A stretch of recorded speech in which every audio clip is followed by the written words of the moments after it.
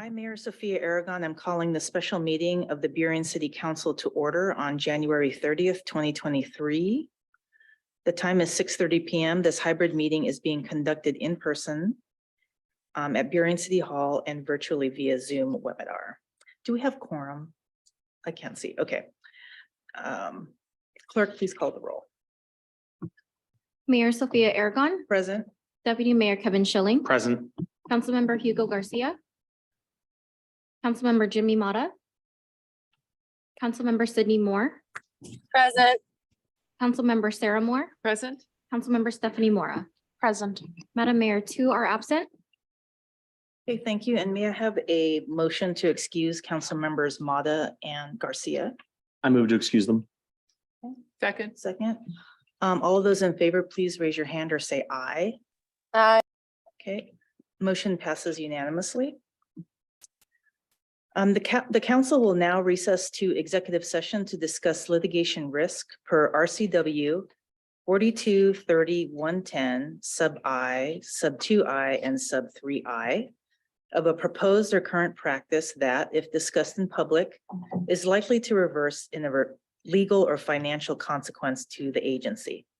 At approximately 6:50 p.m., the executive session will adjourn and the council will reconvene its regular meeting at 7 p.m. Thank you.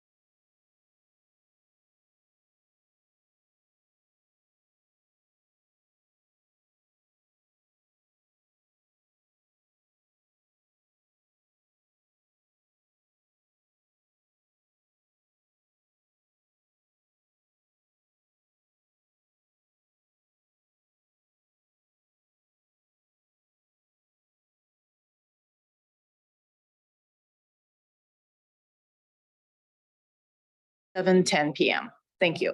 Sorry, can you say that again? It was muted. Sure.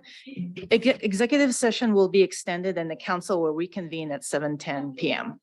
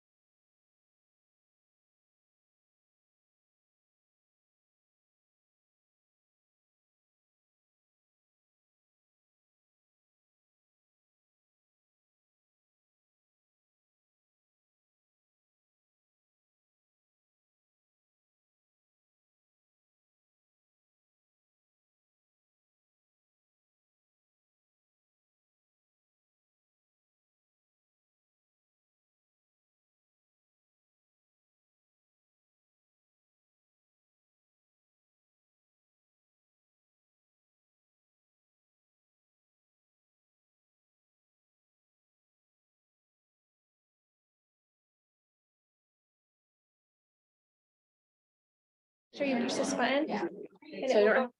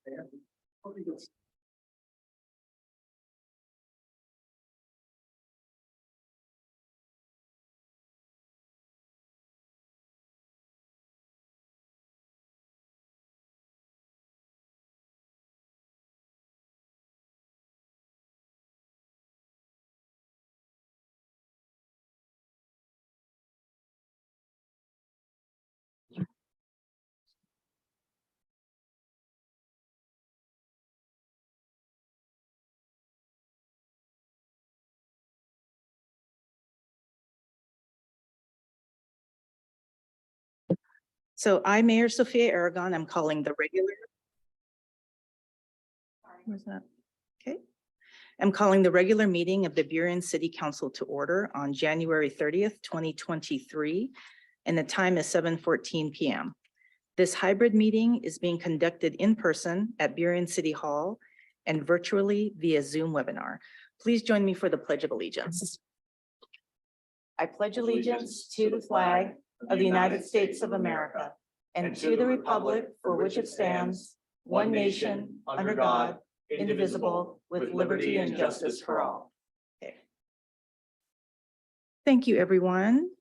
And now may I ask, is Councilmember Garcia still not with us? Okay, and I'd like to ask Councilmember Sydney Moore to please give the native land and people's acknowledgement. We begin by honoring and acknowledging that this meeting is taking place on the ancestral lands and waters of the many Coast Salish tribal peoples who have, since time immemorial, protected and been in relationship with the Salish Sea and these precious lands we know as Burien and our home. As a government agency that is occupying Indigenous lands, it is important that we remember the history of our area and to work towards fixing the injustices that persist. We acknowledge our region's tribal citizens, their descendants, and their ancestors, and we honor their invaluable contributions to this region's community's identity, economy, history, culture, and future.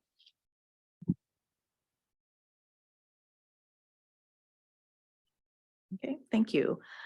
So the clerk will announce interpretation instructions and then take the roll.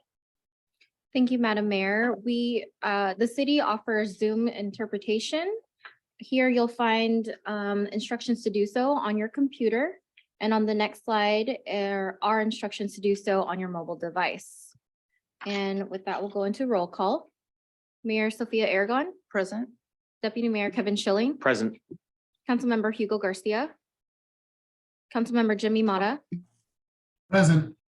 Councilmember Sydney Moore, Present. Councilmember Sarah Moore, Present. and Councilmember Stephanie Mora. Present. Madam Mayor, one is absent. Okay, and I'd like a motion to excuse Councilmember Garcia. A motion to excuse. Okay, so Second. it's been moved and seconded to excuse Councilmember Garcia. All those in favor, please raise your hand or say aye. Okay, and the motion passes unanimously. Okay, thank you. So before we move on, as a reminder, each council member has 5 minutes for each comment and question on a topic and may ask a second round of comments if all council members have had a chance to speak. To the extent not otherwise stated in our rules of order, the procedure for council discussion will be consistent with Robert's Rules of Order, 12th edition. So may I have a motion for agenda confirmation? I move to confirm the agenda. Is there a second? Second. Okay, been moved and seconded. All those in favor, please raise your hand. Madam Mayor? Yes, Councilmember Sydney Moore. I had an ask. I would move to amend our agenda to remove item C from our business agenda. Okay, We have an error in the agenda bill and pursuant to our requirements to meet our public notice and give fair notice to our community on these issues, I would ask that we remove this and add it to a future agenda at a later date when we can publish an accurate agenda description. okay. Councilmember Mata, you had a question? I just second that amendment. Second. What Councilmember Sydney Moore had That's stated? correct. Okay, so I think to do this properly, there's a motion on the table right now from Deputy Mayor Schilling to confirm the agenda as stated. So to do something different, we'll need to vote it down. So let's do that first. It's on the table. Point of Okay. order, Madam Mayor. I'm moving to amend the motion as it stands. So my motion would be an amendment that would need to be voted on. And then whatever way that goes, then we would vote on the main motion. Actually, the motion is to confirm the agenda as is. So to amend it, to change that, it's the process, Councilmember Moore. Seriously, it'll help. Okay. So all those in favor of confirming agenda, please say aye or raise your hand. So that would be Deputy Mayor Schilling and Councilmember Mora. All those opposed, please raise your hand. Councilmember Sidney Moore, myself, Councilmember Mata, and Councilmember Sarah Moore. So the motion to confirm the agenda as written has been defeated. So is there another motion on the table about the agenda? Councilmember Moore. Thank you. I move to approve the agenda minus item C on the business agenda. Okay, and item C is adoption of ordinance number 811, amending BMC 5.63.070 sub 1. And Correct. there's other additional language. Is there a second? Councilmember Mata? I'll second the motion. Okay, so it's been motioned and seconded to amend the agenda to remove item C. So all of those in favor, please raise your hand. Mayor, I have a question for the staff really quick. Adolfo, what was announced as the agenda item in our publish of the agenda?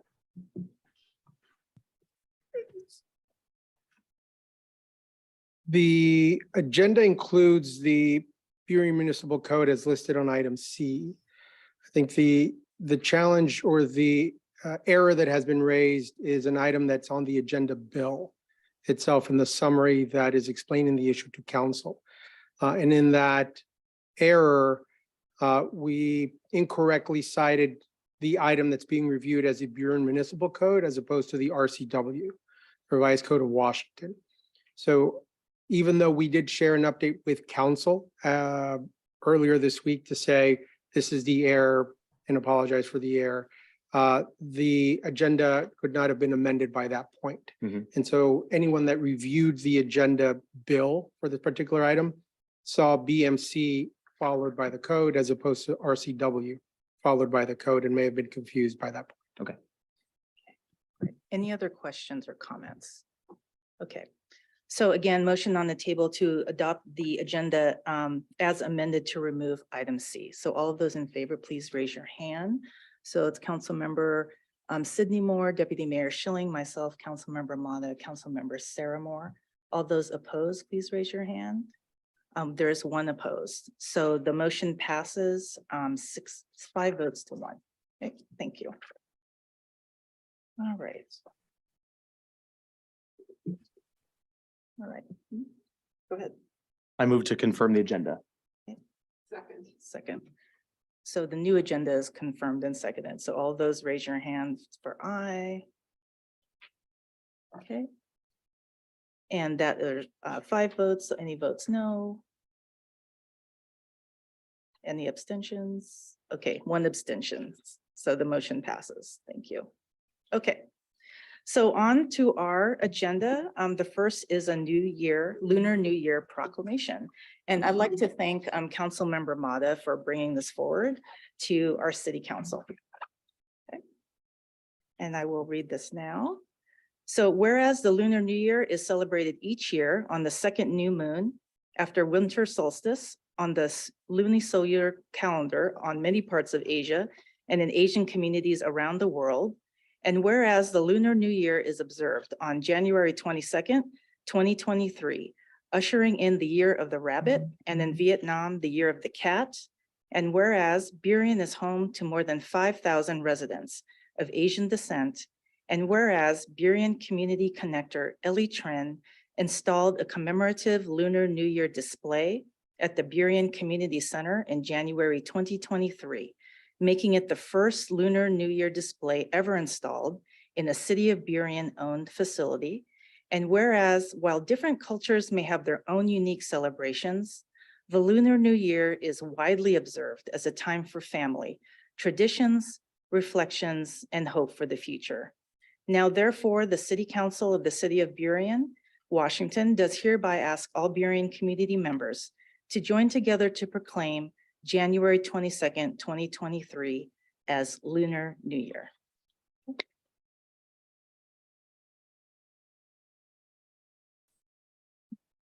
And Councilmember Mata, did you have someone here to accept the proclamation? I'm not sure if that got organized correctly, but I just want to thank the council for approving this proclamation. Secondly, as we start learning how to interact with one and each other as different cultures, different beliefs, different religions. I mean, I think that's what really makes America. And, I'm very grateful to my parents who brought me to the country of opportunities, and I'm thankful to them. But I also want to just inform our Latino community and this community in general that the Lunar New Year, there's a couple of places in South America that the Lunar New Year is celebrated, which is Peru, and we have a Peru restaurant in Ambon. And as we see the Asian culture and the Asian community flourish in our community, not only the Chinese, Vietnamese, our Filipino community, I want to recognize our mayor, who is the first Filipina woman to serve our community as the mayor. And I'm very proud to see that.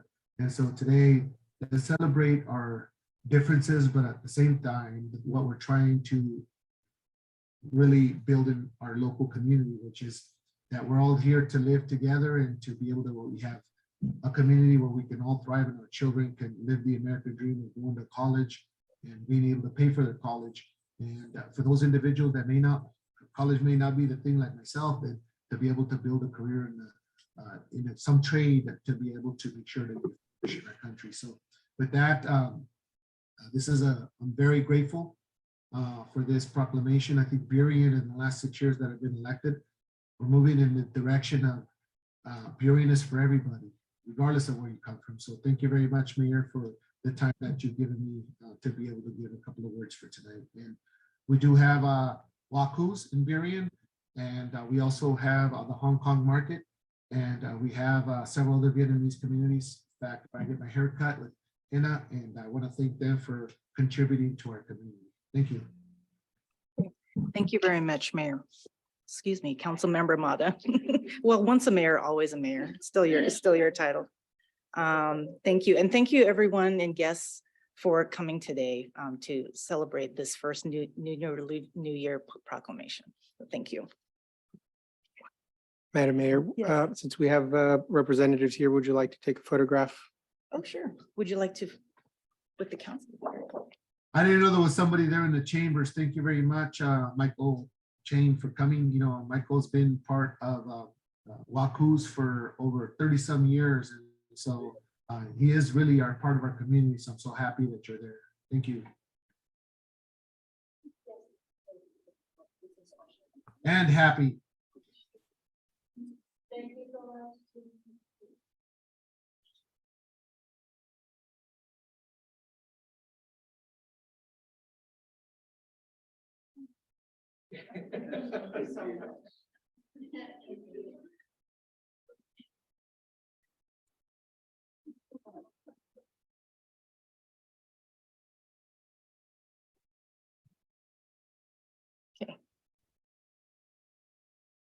Okay, so our next presentation is a public health presentation related to airport and aircraft exposure. And we have as our guest, Dr. Kris Johnson, PhD, Public Health, Seattle, King County. And I just want to give a little bit of background in that this is information that the city of Burien shared with our airport city partners. And it was information that was found very compelling actually by our START partners. And so we wanted to bring it forward here to the city council. And because Boulevard Park is under the flight path and we're moving towards a comprehensive plan in that area, I think this is information that the council should be aware of. So thank you, Dr. Johnson, for coming, and I'm just going to turn it over to you. Well, thank you for having me. This was a study done by, here, you're gonna watch me practice the slides. It's been a while. All right. I might need you to click for me. Let's move. So I'll say next slide. You're gonna have to tolerate that. Thank you for your patience. So this was a study that Public Health of Seattle and King County conducted in 2019 and 2020. It was requested by the Washington State Legislature. We're very grateful to Senator Kaiser and Representative Orwell for their support designing the ask and then making sure there was funding for it. This is not a health impact study. The health impact assessments are much more formal. What we were asked to do is what you see on the screen.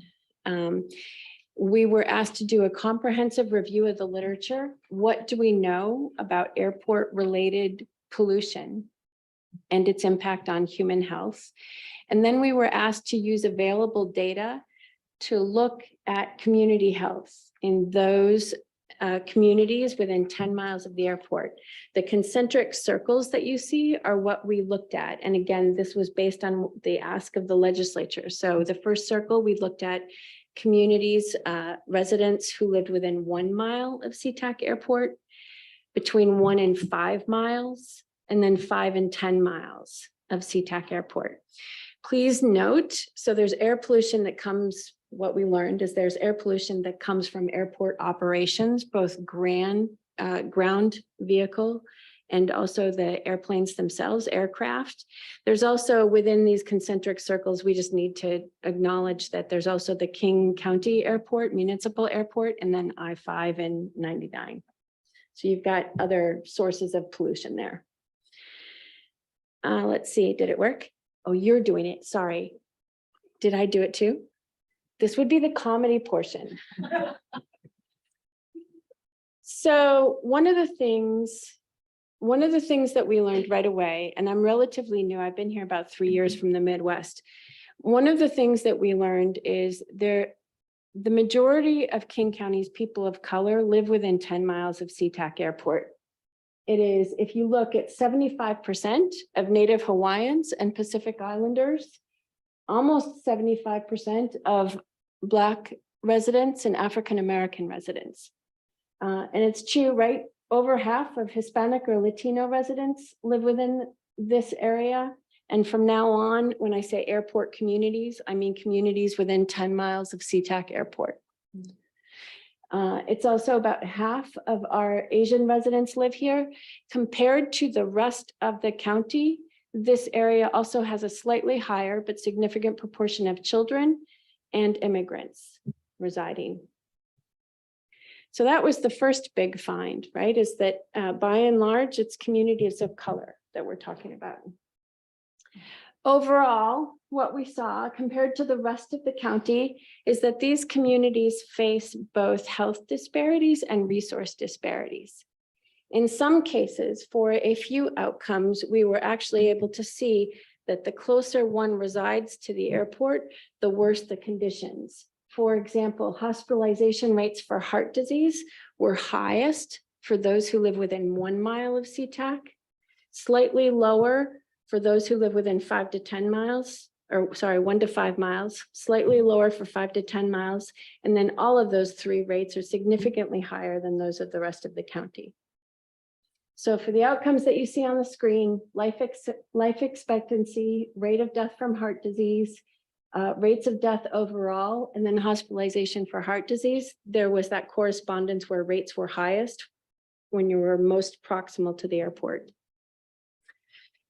Now, this is not, again, this is a descriptive analysis. So this is not causal at all. We can't say that these outcomes come from pollution.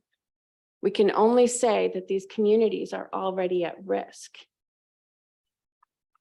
Because we don't know, right? For example, heart disease, right? There's other causes out there. So what we do know is that there are, right, the communities face health disparities, and those health conditions that put them at risk run through the life course from birth to death. So for example, mothers in airports communities are 43% more likely to have a premature birth than mothers in the rest of the county. It's not shown in the data, but it's also true that they're more likely to have children born with low birth weights. And then airport communities have twice as many children living in poverty compared to the rest of the county. And again, not shown in the data, but it's also true of adults. There's a higher percentage in airport communities of adults living in poverty compared to the rest of the county. Adults are more likely to be uninsured in airport communities than they are in the rest of the county. Airport communities also have a higher rate of hospitalization for a number of outcomes. There's a higher rate of hospitalization for heart disease, for stroke, diabetes, and then also for asthma that I'm not showing you, and the COPD, the chronic obstructive pulmonary disorder. The bar charts I want you to be able to see, the one on the left is the rate for the community that lives within 1 mile of Sea-Tac Airport. The next bar to the right is the 1 to 5 mile range. The third is the 5 to 10 miles. And then the last bar on the right is for the rest of the rate for the rest of the county. There's also a higher rate of deaths overall, I mentioned, in these airport communities compared to the balance of counties. And then that significant difference we also see within types. I mentioned heart disease, stroke, and a few others. So again, we're seeing that these are communities already at risk. They've got health conditions that can be aggravated, like the asthma, diabetes, that can be aggravated to exposures to pollutants. We also, I mentioned, conducted a literature review. A lot of this, when we conducted the literature review, we used the same methods, because I'm going to talk to you about what is a causal relationship and what is not. We use the same methods that the EPA, the Environmental Protection Agency, uses when they do their impact assessments on pollutants. So we did a strength of evidence analyses.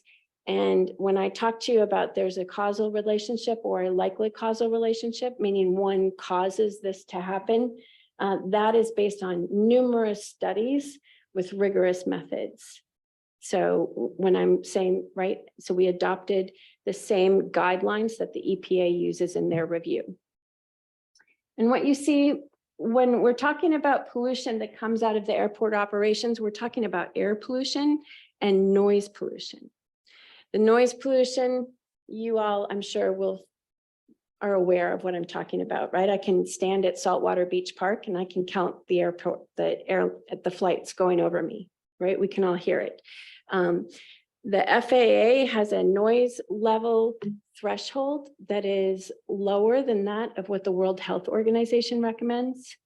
So it's just interesting that there is this fight around standards, but the noise pollution definitely has an effect on health. It primarily affects attention and focus, and it's primarily through lack of sleep and stress. The air pollution comes from a number of sources. We've got the ozone and carbon dioxide. There's a number of hazardous air pollutants that are in there. We've also got particulate matter, which comes from things like smoke. But it also comes from plane exhaust and vehicle exhaust, and it comes in different sizes. But the air pollutions across the board are the air pollutants that stem from the exhaust that comes from planes and vehicles, cause respiratory problems, including asthma, the COPD that I mentioned. The air pollution exposures also cause cardiovascular issues, hypertension, which is high blood pressure, heart disease, heart attacks, and stroke. There's also nervous system implications, right? So exposure to air pollutions can cause dementia and can cause oxidative stress. The oxidative stress system is what monitors our overall biology, right? And can change with different exposures. The metabolic issues, I mentioned diabetes. And then reproductive health concerns. There's a number of studies out of Los Angeles right now that show that particulate matter that I'm talking about, particulate matter at the size of 2.5 and then very, very small. And all of this particulate matter is smaller than, right, a grain of hair. Those some of that particulate matter can pass through the bloodstream, and so then does cause preterm birth and low birth weight. There's also a new study suggesting that it causes brain cancer. We don't know, when I say exposure to these air pollutants, we don't know exactly how much exposure, but through animal studies and studies of large populations, birth cohorts, we know that exposure causes harm. We might not know how much exposure, but we know that exposure causes harm. So that was the summary of the literature review, right? Is that we understand now that there is this causal impact on health that is negative. What we also wanted to know, I mentioned exposure. We wanted to know, well, what do we know about exposure here? We definitely, in the literature and in studies, we need to better understand what amount of exposure leads to these health conditions that I mentioned. Locally, we know there was a 2018 Beacon Hill study that showed that the noise levels resulting from planes going overhead did surpass that FAA threshold. And that threshold was set based on our health. So noise levels from planes have, in 2018, we have data that shows that it surpassed levels that were set to protect our health. We also know the 2019 Puget Sound Clean Air Agency shows that particulate matter levels were over EPA recommendations. So we basically had some early data that shows that occasionally we're surpassing limits that were set to protect our health. We don't know a lot. We also, when I'm talking about air pollution, that ultra fine particulate matter is not regulated by the EPA, the Environmental Protection Agency. And so we don't know as much about it. So at the same time that the Washington State Legislature asked us to do this examination of existing data and a look at the evidence, what do we know to date? They also asked a University of Washington Seattle team out of the Environmental and Occupational Sciences Division to look at this ultrafine particulate matter, because it's very new. So again, particulate matter comes when we burn things, when we're burning fuel, when we're burning wood stoves, right? It's what makes the air hard to breathe when we have wildfires. And it comes in different sizes. What this team learned, what they wanted to do was look at the concentration of ultrafine particulate matter and understand how present is it in plane exhaust and also ground vehicle exhaust, car and truck exhaust. So they studied it in two ways, and they're basically trying to measure the concentration of UFPs, or ultrafine particulate matter. Why we're worried about ultrafine particulate matter is because what the animal studies have shown us, it is so small, it actually can travel through the cell barriers, and it causes inflammation in the lungs and inflammation in the brain. So the ultrafine particulate matter most directly leads to inflammation. And again, passes through cells, so it can travel through the bloodstream to different parts of the body. So that's why we're worried about it. And that's why we're worried that it's not regulated right now and not very frequently measured, therefore. What the UW team did is, over the course of a year, there's some fixed air quality monitors. Like I think there's one in Beacon Hill. And so they looked at fixed measures and took them right from these systems that measure air regularly. They also did mobile measurement. So they drove the paths that you see back and forth over the course of a year to measure air quality. And then they also at the same time measured temperature, wind, strength, et cetera, all the things that they need to know. They learned a couple of things out of their measurement. One, they learned that the pollution that comes from plane exhaust really does look different than the pollution that comes from cars and vehicles. That matters because it means we can track back sources. Prior to this, people were saying that you couldn't separate the difference, and that makes it hard to look at relationships. So it turns out, right, that we really can measure the difference.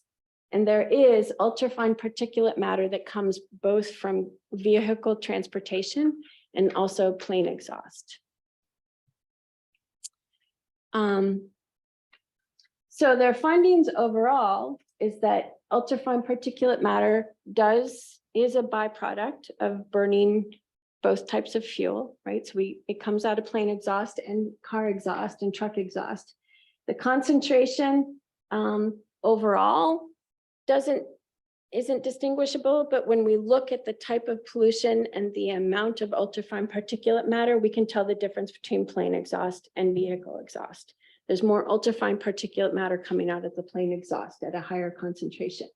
And then the fixed site monitoring was a way of double checking the mobile monitoring, and it showed the same patterns, right?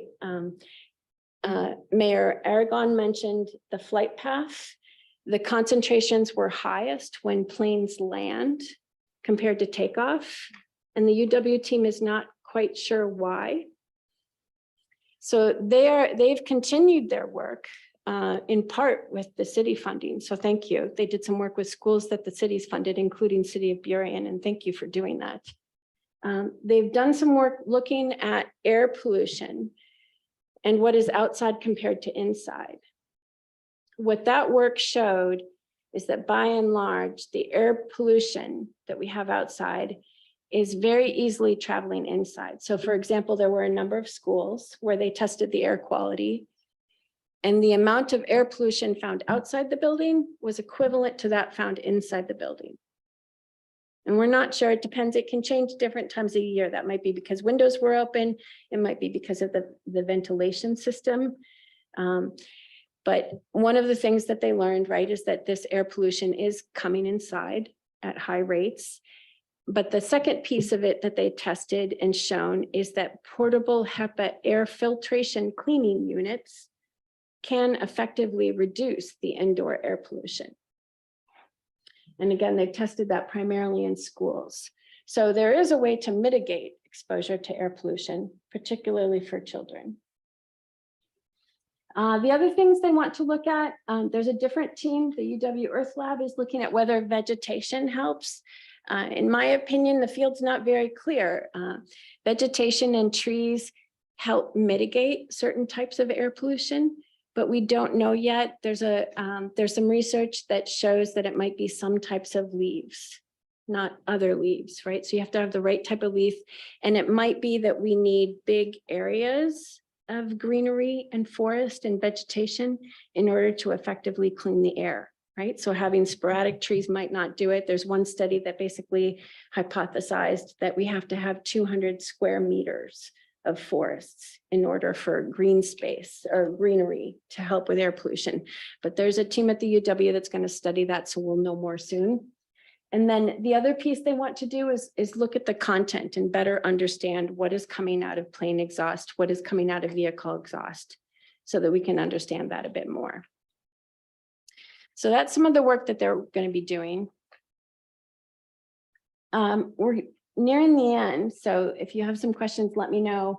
I wanted to make the point before we talk about next steps and recommendations, just that we know that airport communities face a number of challenges beyond the health disparities and the resource disparities that I talked about.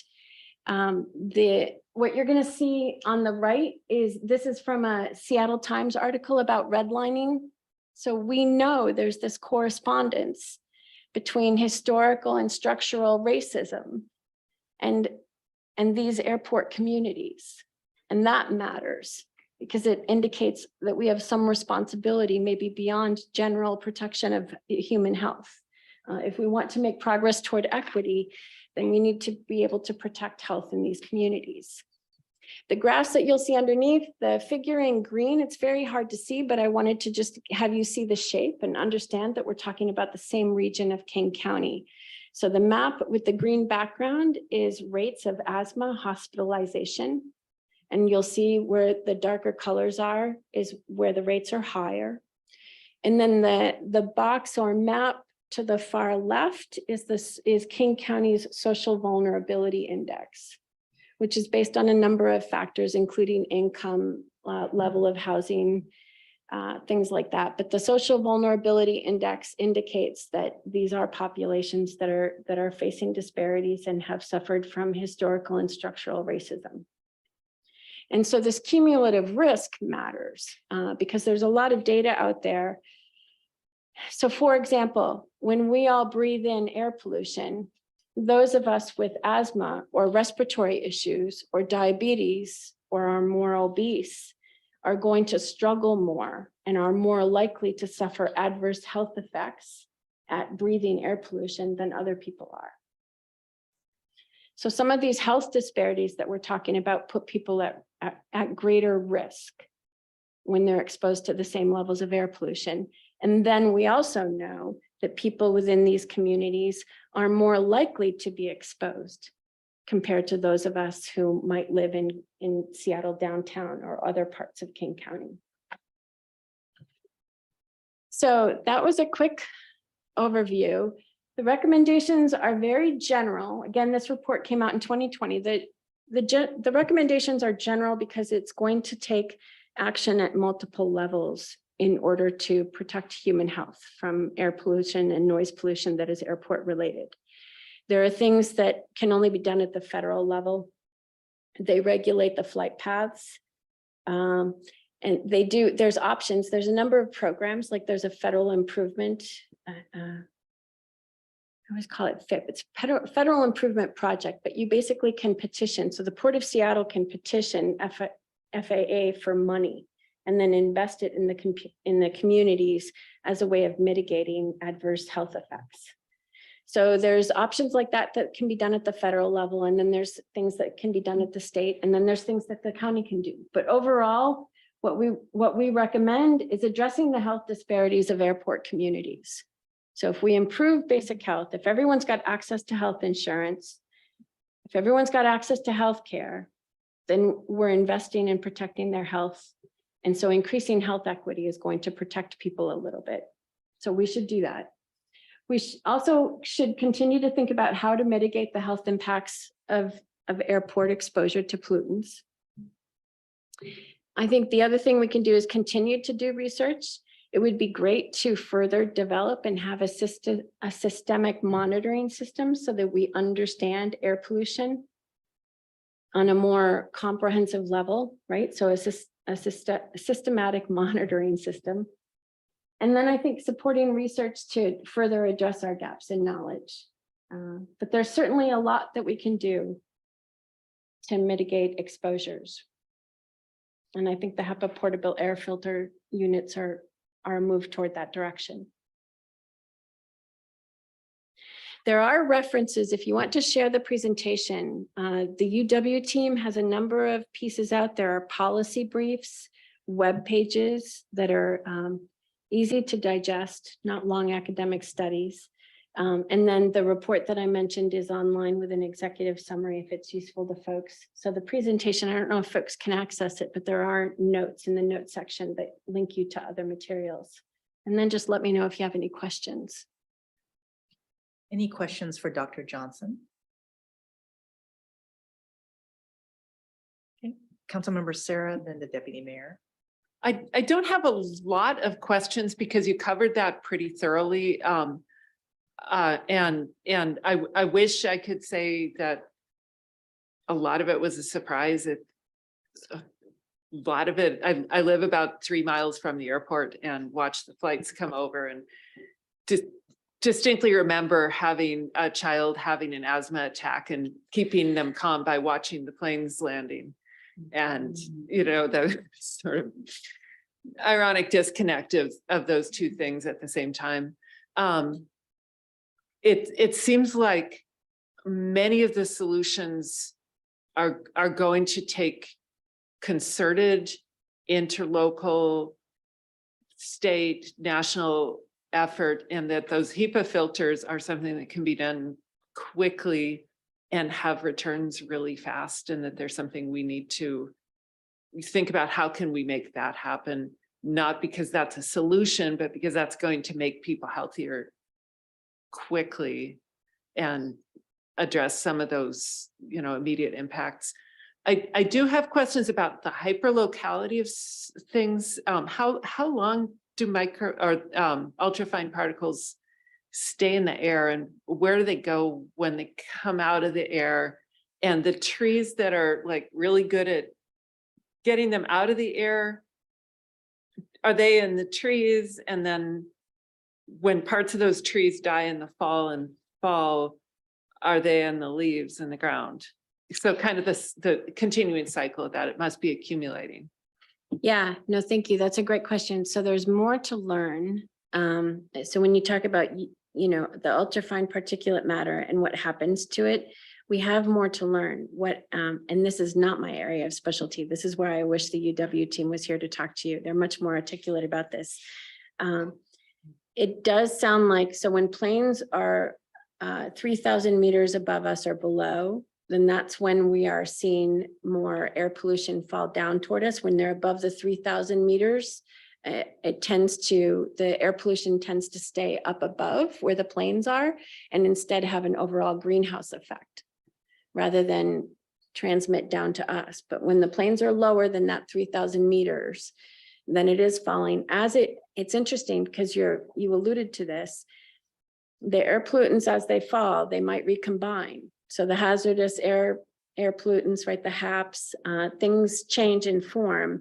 And that's one of the reasons the UW wants to study concentrations and what makes up, the air pollution and the particulate matter, is to better understand how it's changing as it falls downward. So that I can't tell you much more than that because we need to study more to understand. But it's a good Councilmember Mata? question. Oh, I'm sorry. No. Okay. Councilmember Mata, do you have a question? Yes, first of all, thank you very much for the information you've given.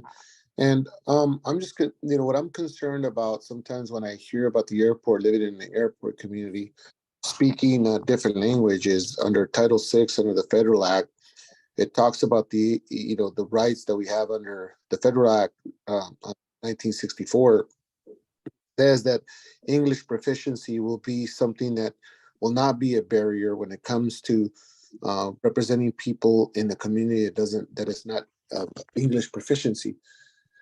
And some of these reports that I've seen, I've just never seen them in a different language, and it may be that I'm maybe visiting them in the wrong place. But do you know anywhere else I could pick up this information, regardless if it's in Vietnamese or Spanish, on being able to inform and educate some of the community around the airport that is not proficient in English? That's a great point to bring up. We need to do more translation. And I think I'm remembering I was listening to a community health worker talk during a listening session recently. And she was basically reminding me not to think about just interpreting it into different languages, but let's make it accessible English first and then translate it into other languages, which is another valid point. And I think you are right. We need to do more of that. I think the good news is public health has some options for that. And I know there's one of the nonprofits in King County has put together a proposal for how to educate, how to share information with expecting mothers and families, and has basically put together a project about proposing how do we educate people about this and connect them to resources that already exist, like the asthma prevention programs or mitigation programs that exist in the county. So how do we make sure that people have this information in lots of different languages, and then also know about services that we can link them to? So I think you are right that the work needs to be done, and we have the help and can work on that in the next few months. Well, I would appreciate that, because I know that under the Executive Order 13166 signed on August 11th, 2000, the FFA says it's reasonable for ensuring that the limited English proficient individuals have a meaningful access to the benefits and services of the airport, receiving federal financial assistance. The FFA requires that airport sponsors identify possible limited English proficiency. And so we can go on, but I just think that this is long overdue. And being an airport city, I would ask that the commissioners and the representatives of the airport continue to make this a priority, although it's costs money, but at the end of the day, when we have the side effects of health impacts in our community, I think that does not have a price to it. So thank you very much. Appreciate it. Thank you for the question and point. Thank you. Any other questions for Dr. Johnson? Well, thank you very much for your presentation, and this is really important information to know. I'm really struck by the health disparities, particularly the one you noted for Black and African American moms for preterm, because that is a recognized health disparities nationwide. So it's concerning if there are conditions that worsen that for that population. Yes. Well, thank you for having me. Thank you. All right. So next on our agenda are council reports. Do any council members have anything to share? Okay, hearing none, the city manager's report. Thank you, Mayor. I just have a few items to share with council. The first is a request from the port and from our START committee. There is an effort to pull together what is being referred to as a fly-in, where member cities from START visit Washington to essentially lobby on our own behalf to make changes, to request improvements. The port is requesting, if there is interest, to have 2 representatives from each city attend the fly-in. The proposed dates are in mid to late April, and I believe it is April 25th, 26th, and 27th.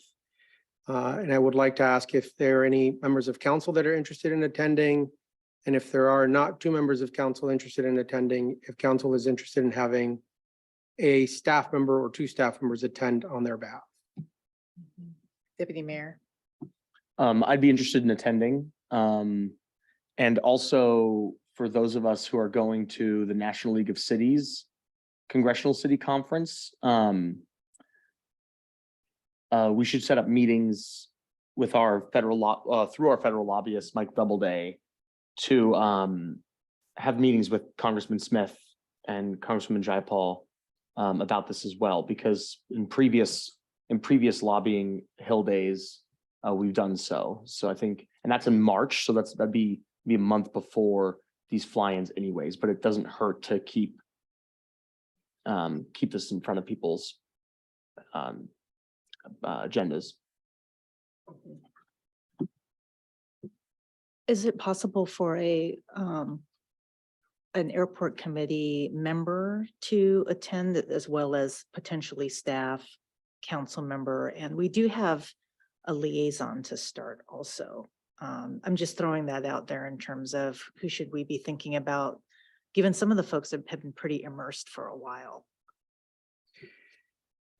It is possible for the city to ask a member of committee to attend or a representative to START that is not an employee or council. The challenge is reimbursement. They would have to travel on their own, Oh, okay. own funding. Okay, thank you. Councilmember Sarah? I would be interested and Okay, should be able to swing the time. great. So it looks like Councilmember Sarah and Deputy Mayor Schilling are interested. Great, thank you both. I've taken note and I will share your names with START. A few other items. One is just a reminder that we have a future meeting council to review candidates to committees. The clerk will brief council on that at a future meeting. We do continue to have a few vacancies, so if you know of anyone in the community that is interested, please encourage them to speak with staff. We are working to pull together the presentations created or that were requested by council, including policing options, and then also additional information regarding staircase at Eagle Landing. We hope in the future to have more information to share with council. And that is all I have for council today. Great. Thank you very much, City Manager. So next we'll have public comments and I'll turn it over to our city clerk to announce the guidelines. Thank you, Madam Mayor. The City of Burien values public input, and we follow specific guidelines to ensure the process is open and fair for all. To facilitate an efficient public comment period, community members are encouraged to sign up to speak by 6:45 PM or to submit a written comment using the public comment form or by emailing cityclerk@burienwa.gov. The order in which City Council will receive comments will be as follows. First, we'll call on those who have signed up to speak. Second, we'll call on those who have used the raise hand feature on Zoom or have requested to speak in chambers. Any submitted written comments will be forwarded to the City Council and noted in the meeting minutes. Additionally, community members must consider to limit remarks to 2 minutes or less, and the total time allotted for the comment period is 30 minutes. At this time, Deputy Clerk Ivins will share the public comment sign-up list. And for those attending in person, please be prepared to speak at the lectern. And for those attending on Zoom, please be prepared to unmute yourself. And the first person signed up to speak is Anna Denton.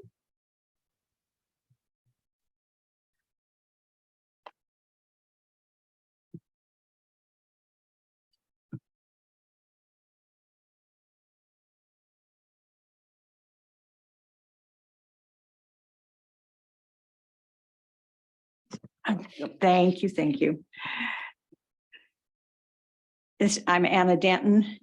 I am a resident in the 2 square blocks of single-family homes west of the Burien Community Center. I'm commenting on the fact of the AMBOM corridor plan. We moved in 60 years ago when 148th was just 2 lanes and Burien wasn't a city.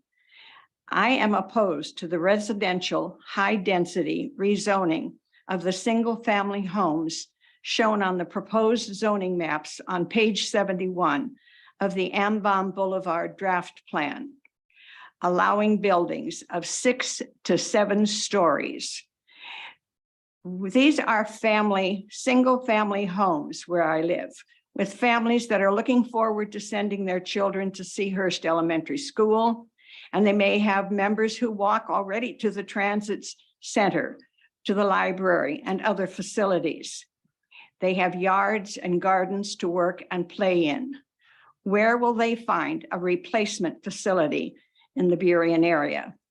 On page 69 of the plan, you suggest to allow a variety of home types with a range of price points. I agree on that. On page 70, you encourage family size dwelling units. That's fine. Make up your mind. Why would you want to rezone the family size dwelling units that we already have? On page 71 in alternative 3, you also show a rezone north of 146th. You rezone more single family homes to residential high, again allowing anywheres up to 6 to 7 story units. All along AMBOM is high density zoning, and the buses run on AMBOM and can take you to the transit center and beyond. Why be in such a rush? Let people move into the apartments by the post office that are being built. Ms. Denton. And then the low income apartments Ms. that are Denton, I'm going to have to ask you. going to be wrap it built up, on please. 8th Avenue Southwest. Take a fresh look at things. And do we really need apartments?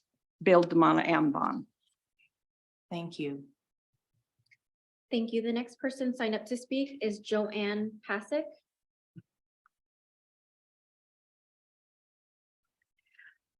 Hi, I'm Joanne Pasick, and I'm here also to talk about the proposed AMBOM Boulevard Park Plan. And I live within the red zone that's being proposed for 6th to 8th Avenue Southwest and 146 to 148 Southwest. And I note that this is the only area in Burien which is being rezoned from single-family homes directly to high-density housing. There's no medium density, no missing middle. It's straight to 6 to 7 story buildings. I was shocked that I had not heard about the plan until a little over 2 weeks ago when it was almost already finalized. Yet it's been in the works since 2021 for at least 1.5 years. I've talked to over 25 of my neighbors and not one single person had heard about this plan, not even one. We received no notice, nothing in the mail. And in the past 2 weeks, I've received more about the new Burien tree cutting rules than I have about being rezoned to allow for 7-story buildings. We had no input, no say, and we should have been included in this process from the very start. Now we're looking at being forced out of our homes. Our long-established diverse neighborhood is very vulnerable. About half the families on our block are renters, and they face eviction from their homes if their homes are sold. Those who are left face construction noise, disruptions, and pressure from developers to sell. Please note that there's no requirement for affordable housing in this plan. And I ask you, is this fair? Is this just? Is this how responsible government acts? Is this a government that truly cares and listens to its citizens? I ask that you reject this plan and the proposed rezoning. We need to start this process again with true community input. And very briefly, I just want to bring to your attention, there was an editorial in yesterday's paper in the Seattle Times. And the headlines say, serve the people, not the developers. So thank you for your time. Thank you. The next person we have signed up to speak is Jesse Drucker.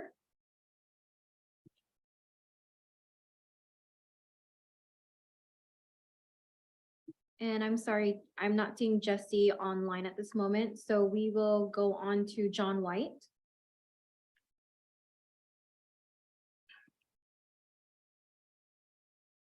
My subject almost seems not even worth talking right now, but I just want to bring up Eagle Landing again and say thank you for the decision the city council made to put this on the agenda. Thank you to Hugo for reaching out and other people that have supported me on the drive to get the stairs back into operation. I wanted to mention to you in 1994, there was an earthquake in Santa Monica and the bridges collapsed and they were damaged. But there was no way we were going to tear them all down. We had to get them up and running in 140 days. C.C. Myers was the contractor. They called in all the experts. I was called in to help shore up those bridges. And we did it in 66 days. And the Caltrans, who paid me to come up with the machines to do that work, thanked me, awarded me with payments. And C.C. Myers walked away with $14 million for finishing ahead of schedule. They finished in 66 days. And I can say that that is minor. The bridge piers, the stair piers at Eagle Landing are peanuts compared to this. And I am assuring you that the first 8 piers are perfect. The 9th pier, it's going to take a little work. The 10th pier, even more work. About $67,000 probably to fix it. Anyway, I thank you and I look forward to the agenda and my chance to speak more on this. And thank you for your time. Thank you. The next person we have signed up to speak is Marilyn Yim, on Zoom. Marilyn, if you would please unmute yourself at this time. Good evening. My name is Marilyn Yim, and I'm commenting on item 11C on the agenda, the repeal of Burien's unconstitutional law restricting fixed-term leases. The measure of a good law shouldn't be whether you get sued or whether it's later determined to be unconstitutional. It should be whether you followed due diligence, involved all of the stakeholders to develop better policy, and whether it then achieves the goals and intent of the law. Let me ask you, does the city council want renters to be able to live in the city of Burien, especially renters with families? If so, you're going to have to think about who will offer that housing. Small-scale rental housing offers a diversity and affordability of rental housing types, equitable ownership, which helps build generational wealth for BIPOC people and immigrants like my husband. It's an anti-displacement tool, and it assists residents to age in place. Does the city want the benefits of having more small-scale, community-based missing middle rental housing? If so, then please use this experience as a learning opportunity. Burien had the longest lasting pandemic era eviction moratorium. In addition, hastily rushed through changes to landlord-tenant law have dealt a heavy blow. Seattle passed similar laws and had a net loss of 20% of its rental housing in 2 years. Nearly all of this was the 1 to 4 unit missing middle housing that families need. You don't have to take it from me. Burien has a registry of every rental property in the city. You know where to find your housing providers, so please ask them. I'm asking you to take stock of what has happened. Conduct listening sessions and roundtables with your small mom and pop, nonprofit, and low-income rental housing providers, property managers with mom and pops as clients, and even developers who have applied for multifamily building permits. Ask them whether the city's current suite of laws is encouraging more rental housing or is a barrier. What can the city do to help more people become small housing providers, stabilizing their own housing while offering housing to others, investing in their community, and building equity? Do thoughtful outreach, document what you hear, make it public, and implement it. This can only help you develop better, more sustainable housing policy and avoid problems like the one you were fixing today and which I hope you fix at the earliest opportunity. Thank you. Thank you. The next person we have signed up to speak is Rick Sands. Hi there. Longtime listener of you guys, first time speaking up here. So thank you for letting me speak. I'm going to springboard off of John White here with Eagle Landing Park. I live right downtown across from Library Park. My office is right across the street here. I've sold real estate in this town for 27 years. And there's parts of this city that are great. Neighborhoods, all the neighborhoods are diverse, different, great. And Eagles Landing, when I'm in Seahurst and going around showing different places in Burien that are attract people to come into our city to buy a home, I always go by there. It's great. And it helps merchants. And I've walked it many times. I raised 2 daughters here. And the people that come and do those stairs, West Seattle people, they go and have coffee, they have lunch in Old Burien. And so it's great. And I hope the city council considers maybe putting a group together, helping, and I'm happy to help out however I can help, and to keep it alive and repair it. And I think that I speak for a lot of people. I spend my days either driving or walking up and down the road and talking to people because I enjoy doing that. And anytime Eagle Landing comes up in a conversation, there's a smile on their face. And people have taken their kids there, and now their kids take their kids there. So please consider and keep it in the forefront. And let's see if we can get that thing fixed and make it better. Thank you very much. Thank you. Thank you. The next person we have signed up to speak is Serena Newburn.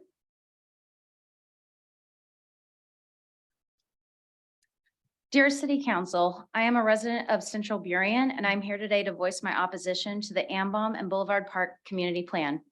The Planning Committee says social equity was a guiding principle throughout the planning process, but what is equitable about new development where rents are for local businesses and residents will likely double? The Maverick in downtown Burien has a minimum rent of $3,000 for a 2-bed, 2-bath apartment. This is hardly affordable and certainly not enough space for multi-generational families, many of whom live in Burien and Boulevard Park. The Connect building, which is being touted as Luxe Living and in construction on 150th Street, also likely isn't to produce affordable housing. I ask you, are these the types of apartments we'll continue to see with this plan? Does the community really know this is what's coming based on your engagement strategy? Or are you trying to gloss over that with PR and buzzwords by renaming these nodes to honor its history and create a few open spaces and plazas while displacing the residents? Who is going to hold these developers accountable to make all units affordable and not just a small percentage? Rezoning disproportionately forces out people of color. It happened in Greenpoint and Williamsburg in New York, where the population grew by 20,000, yet the Latino population decreased by 15,000. And it will happen here too, because the city is targeting predominantly low-income minority neighborhoods for rezoning. This plan wasn't built with social equity in mind, and the city needs to do a thorough racial impact study before any decisions are made on rezoning. Burien is trying to displace the very people that make it what it is today. We need a new development plan that doesn't displace people. Thank you. Thank you. The next person we have signed up to speak is Kathy Palmer.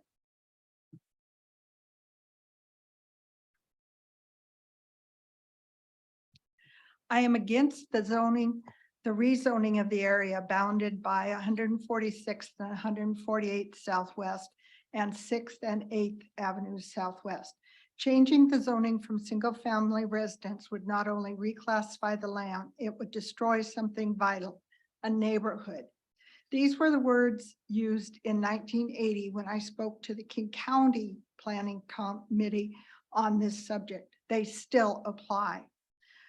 Up to 7-story buildings would make this parcel of land look like the massive development at First Avenue and 112th in the Top Hat area, creating canyons and broken sight lines, and also the effects of extra traffic would be huge, especially in the areas where you only have 2-lane roads. Why our neighborhood when there are underdeveloped or undeveloped parcels on 11th Avenue Southwest between 146th and 142nd? And why not use the land on 149th and 150th between 8th and 6th Avenue Southwest, adjacent to the 2 apartment complexes under construction, removing 10 or so buildings rather than almost 50 well-maintained residences doesn't make sense. Both of these options are only 1 to 3 blocks from a bus line if Burien is concerned with transit using. Personally, I would like the following questions answered. Is there a developer already selected? Which one? What is the timeline for the changes? When would we have to move? Some of us are on limited incomes. How do we make rental or house payments that are sure to be higher than we have now? Would help be available to mitigate the mental and emotional effects of the loss of our neighborhood? Thank you. The next person we have signed up to speak is Kelsey Vanhee. Hi, my name is Kelsey and I recently started as a volunteer at the Burien Severe Weather Shelter. I know many of our council members volunteer their time and donate supplies to the shelter, and I want to thank you for that. One thing we could use support for is raising awareness about when the shelter is open and the need for volunteers. Because it is based on weather, the shelter doesn't have a predictable schedule, which can make it challenging for folks in our community to plan ahead and make time to volunteer. Right now, we have a need for the next 2 days, and if anyone here or at home watching on Zoom would like to sign up, the information to do so can be found on the B-Town blog and on our Burien Severe Weather Shelter Facebook page. Thank you, council members, for all of your support, and please continue to help us raise awareness about the essential work of the shelter so that it can continue. Thank you. Thank you. The next person we have signed up to speak is Tori Newburn.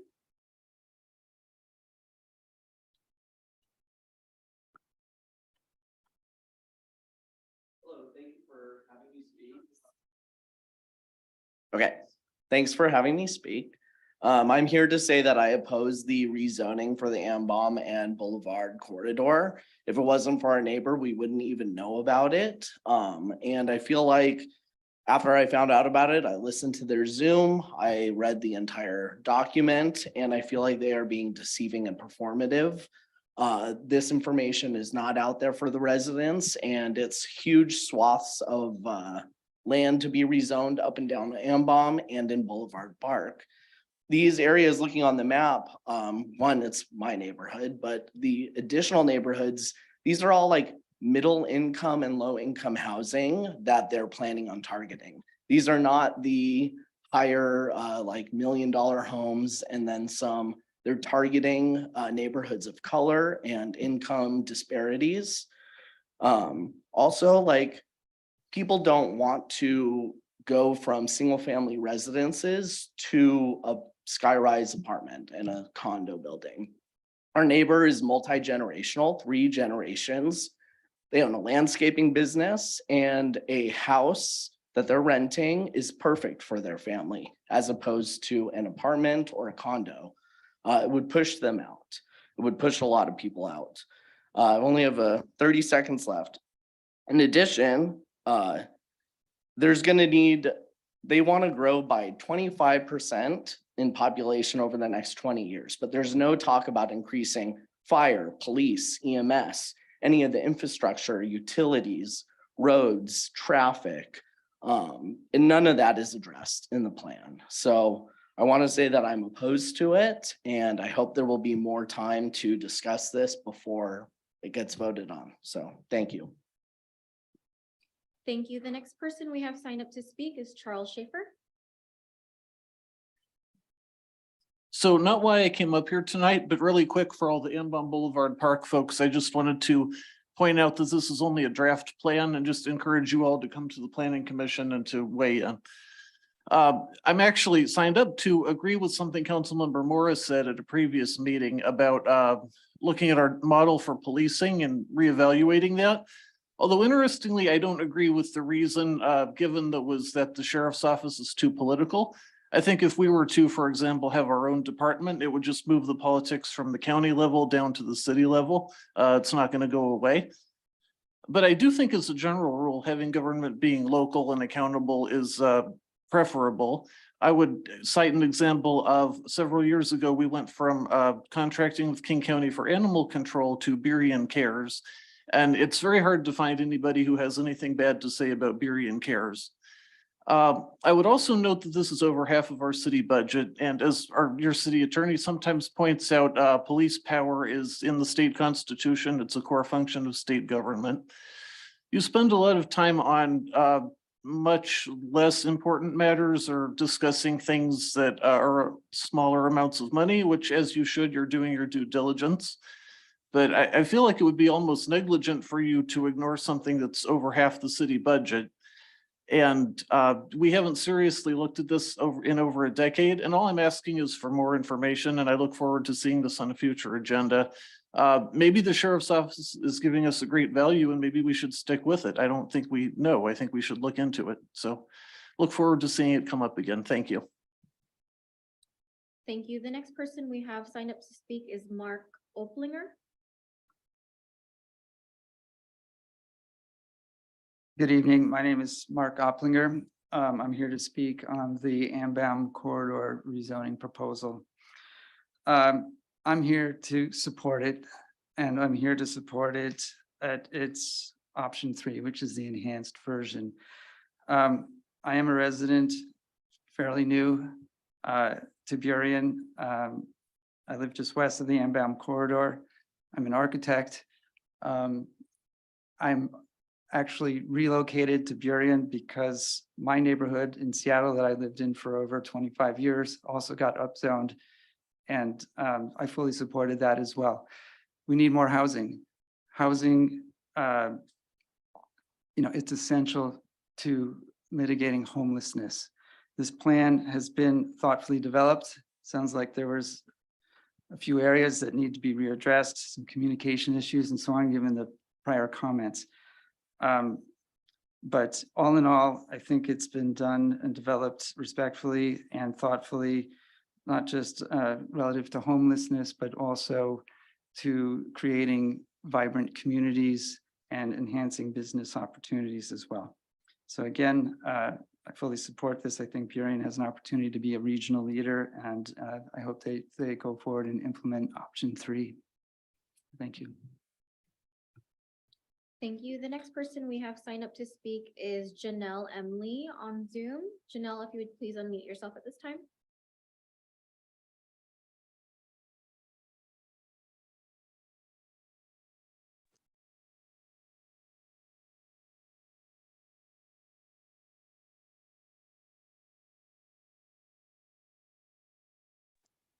Good evening, Mayor, Mayor Aragon, City Manager Bailon, City staff, and City Council. I'd just like to read something that we sent to the City Council and City staff earlier this week. To fully understand and appreciate the point of having an environmental impact statement, we have to consider the impact on the environment that is currently occurring and is known to have already impacted residents of at least Boulevard Park, and most likely also those of Ambon Boulevard. We can't talk about the environmental impact statement for the Boulevard Park and the Ambon corridor without talking about the lack of adequate infrastructure that is already causing environmental impacts and degradation that led to Burien needing to do the Boulevard Park flood reduction study in the first place. We're talking about an environmental impact review for the Boulevard Park and Ambon corridor, considering future impact, yet where language should read as need, it is being read as could. For example, it reads as follows, and it can be found in the environmental impact statement, but I'll skip over that. But terminology such as could when discussing current events, impacts, and minimizes and disregards the purpose of an environmental impact review could indicates that it could not happen at all, which means that the current environmental impacts could possibly not be addressed, which would be completely going against any scientific and professional recommendations on how to address the current environmental impact crisis to Boulevard Park. What exactly is the point of having an environmental impact review for the future if we can't even address the present environmentally impactful problems in the review area? Before development can be seriously considered in Boulevard Park, solutions identified in the Boulevard Park flood reduction project must be executed and stormwater facilities in the area need to be made adequate. A failure to do so directly and indirectly will exacerbate current drainage and flooding problems that go against and undermine scientific and professional recommendations. There has been a clearly laid out path in the Boulevard Park flood reduction project on what needs to be done, and the time to implement is now. If not now, then when? And you can find more comments in there in the review and in the email. And I hope that you guys print that in the minutes. Thank you. Thank you. The next person we have signed up to speak is Daniel Martin. Daniel, if you'd please unmute yourself at this time.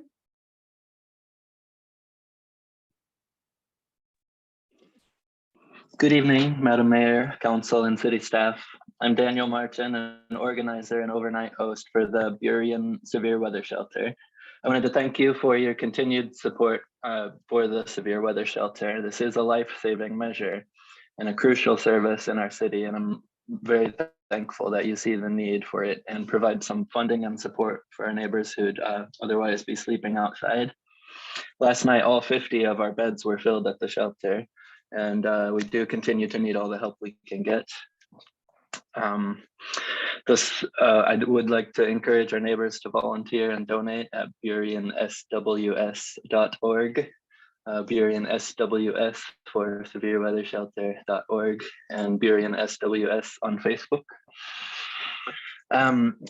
This stopgap measure highlights that the housing crisis in our area remains real and critical. We need more housing of all types and more services for those who are falling through the cracks. Thank you for your time and good night. Thank you. And at this time, I'd like to ask if anyone else who has not signed up to speak would like to share at this time. And if so, if you'd please proceed to the lectern or raise your hand on Zoom at this time. Madam Mayor, does not look like anyone else would like to speak, so close public comment. Okay, thank you very much. So public comment is now closed and there's a request for a 10-minute recess. Is that okay, folks? Okay, so we will reconvene at 8:40.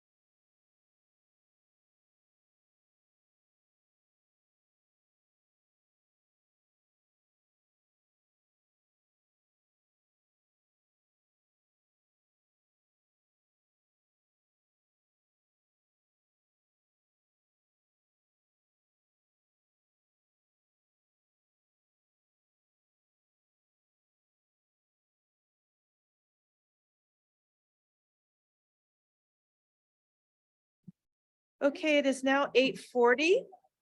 Oh, no, oh, no. Oh, no. And my laptop. Sorry. And my laptop is. Oops.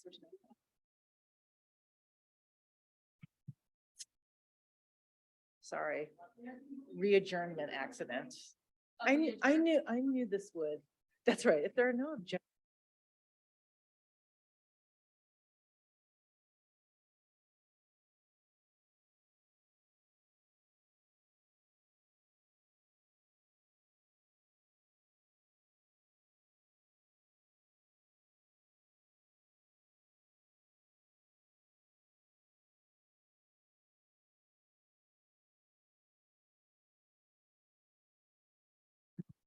All right, everyone, my apologies. A little bit of an accident. So we will now reconvene the Burien City Council. And our next item is the consent agenda, so I'll entertain a motion at this time. I move to approve the consent agenda. Second. It's been moved and seconded to approve the consent agenda. All of those in favor, please raise your hand or say aye. Okay, any nays? Abstentions? Okay. I think Jim's gone too. Yes, yes. So the motion passes 5 yeas and 1 abstention. So our next item is the Boulevard Park Draft Plan Update. And so I'll turn this over to Alex Hunt and Susan McLean. Madam Mayor, I'm sorry for make clarification, point of clear information. Just for the record, the vote was 4 yeas, 1 abstention, correct? Yes. Okay, thank you. Thank you. Good evening, council members and city staff and members of the public. Thanks for being here tonight. My name is Susan McLean and I'm the Community Development Director. I'm joined by Alex Hunt, who is the star of this presentation tonight. He is a planner with the Department of Community Development. We've been working with people up and down the Ambom corridor and in Boulevard Park. We've had numerous meetings in the community to talk about the future of these neighborhoods. Part of the neighborhoods were incorporated a little bit later in Burien's history. And so part of this effort is looking at the quality of the neighborhoods. And also, as I think a lot of people pointed out today, looking at how the city can achieve some of its goals in terms of providing housing at a diversity of housing types and contributing to some of the region's environmental goals in terms of TOD, affordability, in new investment in areas where it's appropriate, that kind of thing. So we just wanted to begin our conversation with you that we hope takes place over the next 6 to 8 to 9 months about the future of Ambom and Boulevard Park, including land use decisions. Thank you. Thanks for that introduction, Susan. And again, for the record, I'm Alex Hunt with the Community Development Department. If you could go to the next slide, please. So just an overview on what we're going to be discussing tonight. I'll give you a brief update on the community engagement that we've done to date for this plan.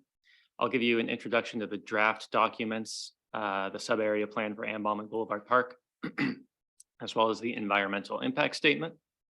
I'll let you know about some of the land use alternatives and potential zoning that will come out of this draft planning effort. And then I'll open it up for discussion with council and address any questions you have. Next slide, please.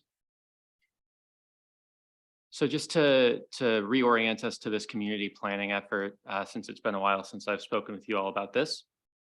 This is a sub-area plan for 2 different neighborhoods, 2 different sub-areas, the Ambom Corridor and Boulevard Park.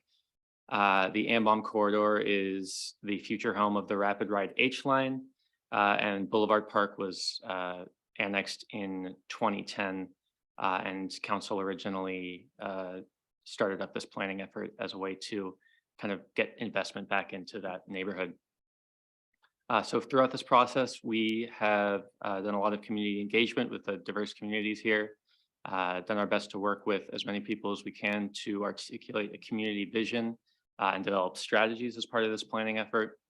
And then thinking about how we leverage transit improvements, especially along Ambom, to get some of that transit-oriented development and walkable business districts and vibrant business districts here in these two sub-areas.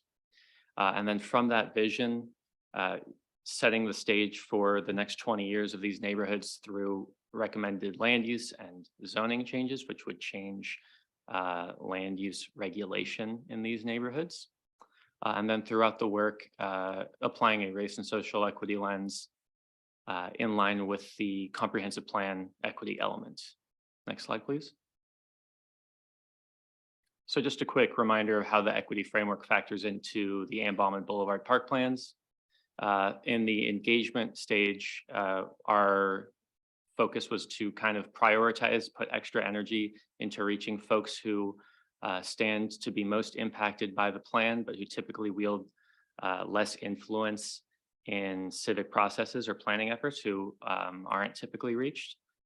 And then in the evaluation of proposals is the other place where the equity framework comes into play. So that's thinking about looking at each proposal and answering a set of questions on, does this provide access to folks? And on the other side, does it create burdens as listed below, cost burdens, displacement burdens, air quality and noise impacts, things like that. Next slide, please. And then just a quick summary of some of the engagement that we've done to date. We started off with a number of informal conversations, just trying to have one-on-one conversations with folks in the community, be it through Zoom meetings or phone calls, just to kind of understand assets and opportunities and vision here. We attended the Boulevard Park Block Party and talked to folks there. We launched an online interactive map tool back in 2021.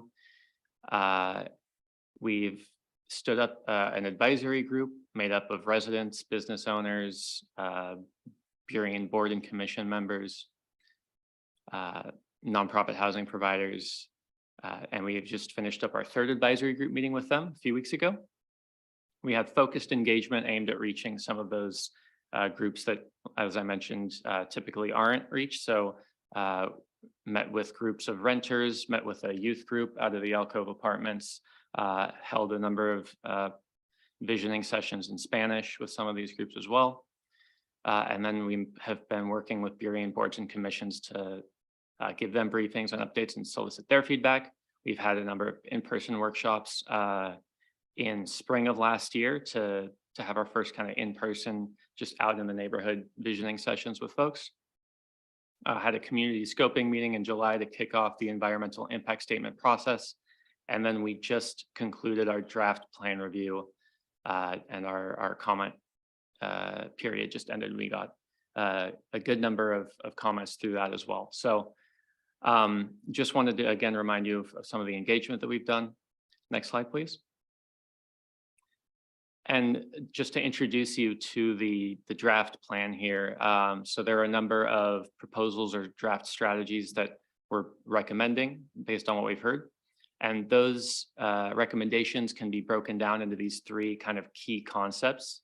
One, strengthening ties to place. Two, safer and healthier communities. And three, growing with intention. So all of the proposals you find in the draft plan can be grouped under these three key concepts. So I'll give you some examples of some of the proposals coming out of this plan. Next slide, please. So strengthening ties to place, we heard a lot about people wanting to feel connected to their communities through community events, investment in places where the community can gather. People love their businesses, love small businesses and Ambom and Boulevard Park. So supporting businesses to alleviate displacement pressures, thinking about land use regulations and zoning to encourage walkable neighborhoods. Part of that, adding sidewalks in strategic locations to support that walkability, and then opportunities for public art as well. Next slide, please. Safer and healthier communities. Again, a lot of that is improving access, making it easier to walk, bike, and roll through your neighborhoods and in Ambom and Boulevard Park. And then thinking back to what Dr. Johnson was saying about air quality and noise impacts, thinking about the types of uses that we want to foster or promote in areas that are impacted by air and noise pollution, especially Boulevard Park under the flight path there. Implementing active transportation improvements, so that can be things like bicycle improvements. For example, an idea that was floated was an 8th Avenue Southwest bikeway as an alternative north-south connection to get bikers from off of Ambom to a safer, lower speed roadway. And then increasing food access in Boulevard Park is another example here. And that's something we heard a lot in our outreach in Boulevard Park after they lost the Thriftway a few years ago. Next slide, please. And then that last key concept, growing with intention, that's tied to a lot of the land use proposals that are coming out of this plan. So thinking about how we new zoning for multifamily, different types of housing and commercial, residential density and those supportive services and businesses in transit-oriented development areas. So leveraging rapid ride H-line improvement and thinking about how do we create land use regulations that are supported by high capacity transit, design standards that consider the relationship between buildings and the public streets, so storefronts, things like that, again, to support the walkability of these neighborhoods. And then thinking about getting the right mix of affordability. So expanding our multifamily tax exemption program to incentivize affordable housing in these two neighborhoods so that we are getting the, affordability levels that we know we need. And then this last one, providing additional stormwater detention facilities, looking at the kind of the environmental side to reduce high flows and reduce erosion as we see new development, making sure we're not having negative impacts to our stormwater systems. Next slide, please. So that was the sub-area plan document, kind of high-level overview of the proposals. I'll briefly touch on the environmental impact statement as well, also known as an EIS. This is a document that analyzes the probable environmental impacts of a proposed action. In this case, the proposed action is the Ambom and Boulevard Park Plan. So based on our community engagement, we developed 2 action alternatives, and those are the alternatives that you saw presented in the sub-area plan and the environmental impact statement that kind of look like zoning maps. And that's kind of the basis for analysis in the environmental impact statement. So we're using those proposed kind of land use scenarios to analyze environmental impacts from another number of different elements in the environmental impact statement. So this process allows for public input on the environmental analysis. And then any upfront environmental analysis that we do now, it allows future development to kind of be streamlined from that aspect so that individual projects don't have to go through their own environmental impact statement process, which can be timely and expensive and really inhibit development. Next slide, please. So just kind of an example of how the EIS process works. The EIS identifies potential impacts, and if impacts are likely based on that analysis, the EIS identifies potential mitigation measures. So you're basically identifying, documenting impacts, and then proposing mitigation measures to mitigate said impacts. Next slide, please. And then I'll get into some of those alternatives that I mentioned. This is kind of the draft framework that we're using to lay out the land use alternatives in the EIS. So we've got 4 kind of draft new zones here: the mixed use high, mixed use low, residential high, and residential medium.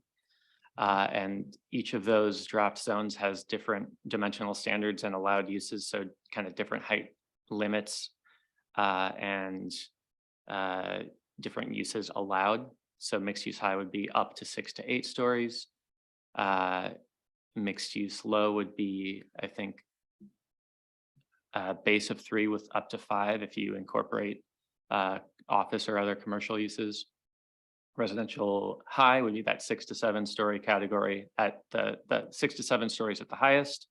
And then residential medium is a maximum of 3 to 4 stories. So just kind of prepping you for what our draft zones are here. Next slide, please. And then here we see those zones mapped in our alternative 2 and alternative 3. And one thing that I didn't mention is in an environmental impact statement, you're analyzing your alternatives, and then you also have to analyze your no action alternative, analyze environmental conditions as if we were taking no action here.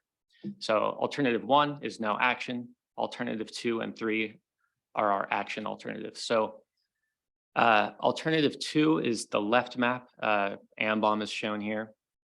And the idea there is that we focused changes to zoning along the corridor, closer in on the corridor, and that was focused more, yeah, like I said, along the corridor and at more of that mixed use low zone, and existing business retention was kind of a focus there. And then alternative 3 was our expansive alternative. We got more ambitious with that one and expanded further off of the corridor. And you see more residential high and mixed use high in that scenario. And both action alternatives are going to incorporate anti-displacement programs, transportation improvements, street tree requirements, and opportunities for city investment as well. Next slide, please. Now taking a look at the alternatives in AMBOM, again, that left map is alternative 2 with the focused intent. And then that right is alternative 3, the expansive intent.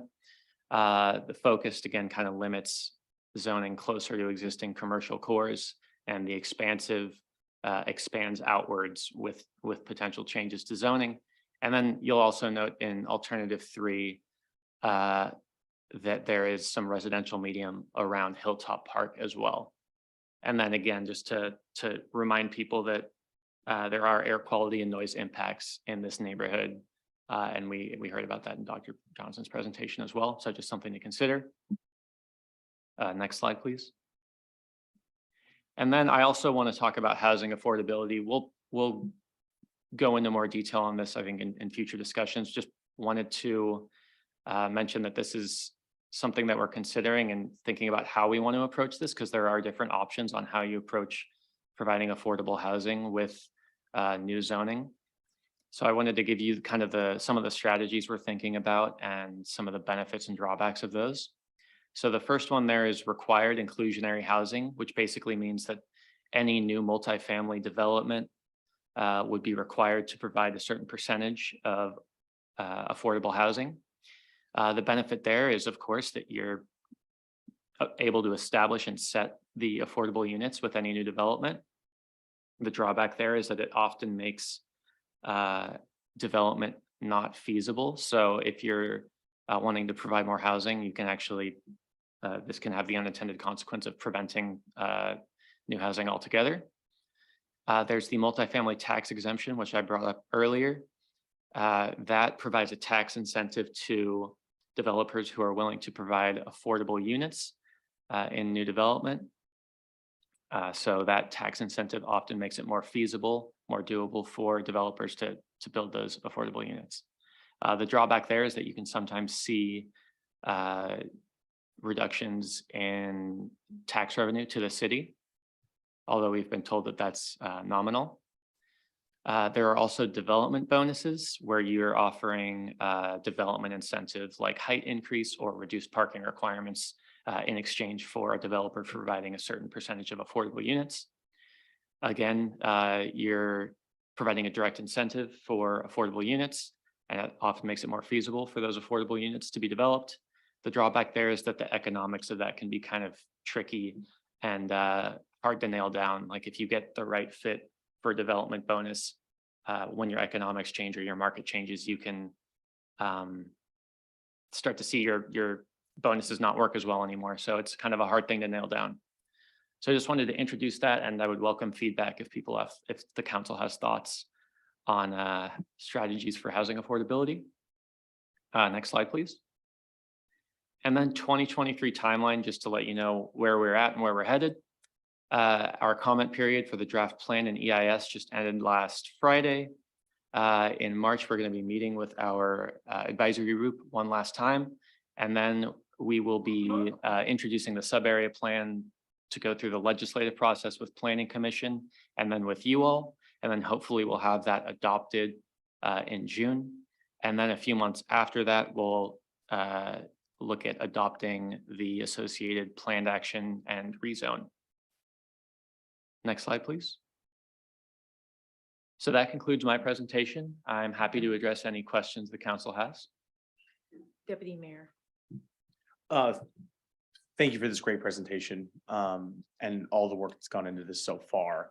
I think I'm going to repeat a couple things that Susan is well aware of my fandom with some of these things, but I'll just say it again to ensure that it makes it into this final proposal. I would personally love to see a as broad as possible implementation of the MFTE. I think there is absolutely no reason to ensure that we have the most robust opportunity for developers to utilize this great tool to expand affordable housing in the city of Burien across all spectrums of it. So that's number one.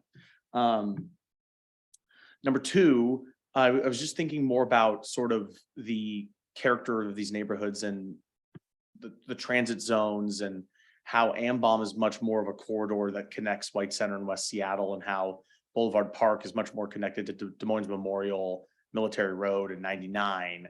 And I'm wondering, as well as sort of its proximity to a lot of the areas where people do, where businesses do manufacturing in Burien.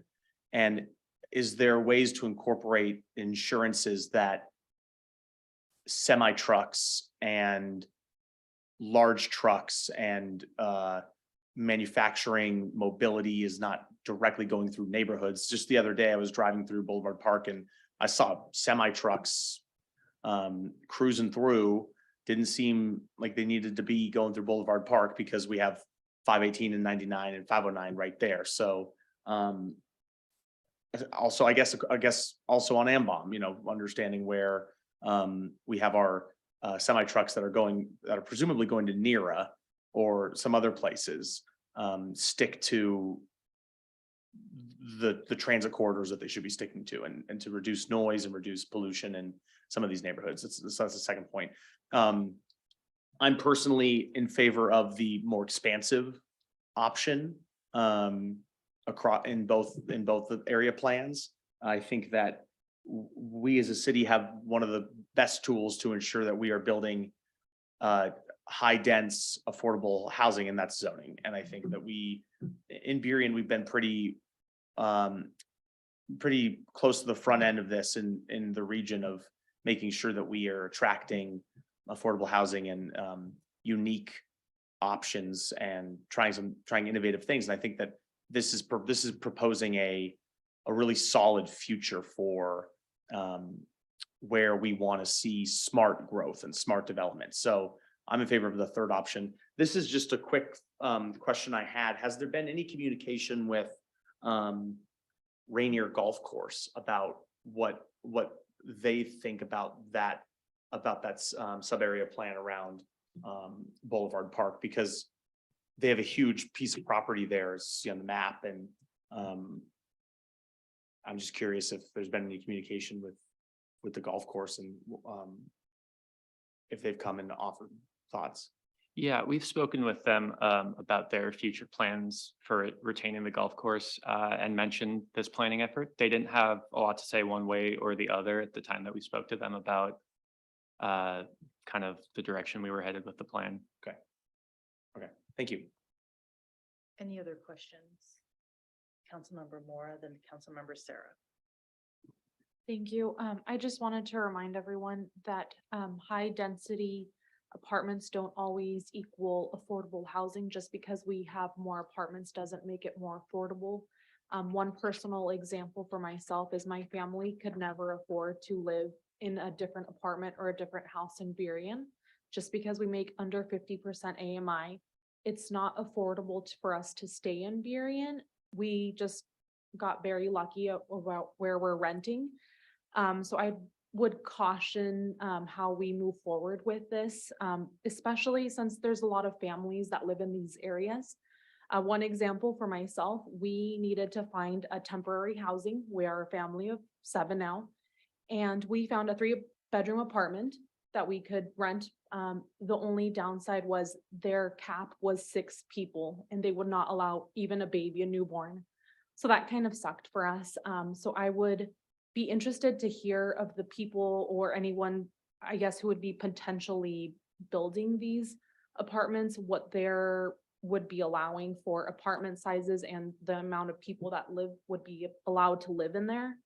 But definitely be cautious of as we're going forward with this, and keep in mind the families that are currently in Burien are families. They're not 2 single, adults that I feel like would be more attracted to live in apartment complexes versus the houses that they're already currently living in.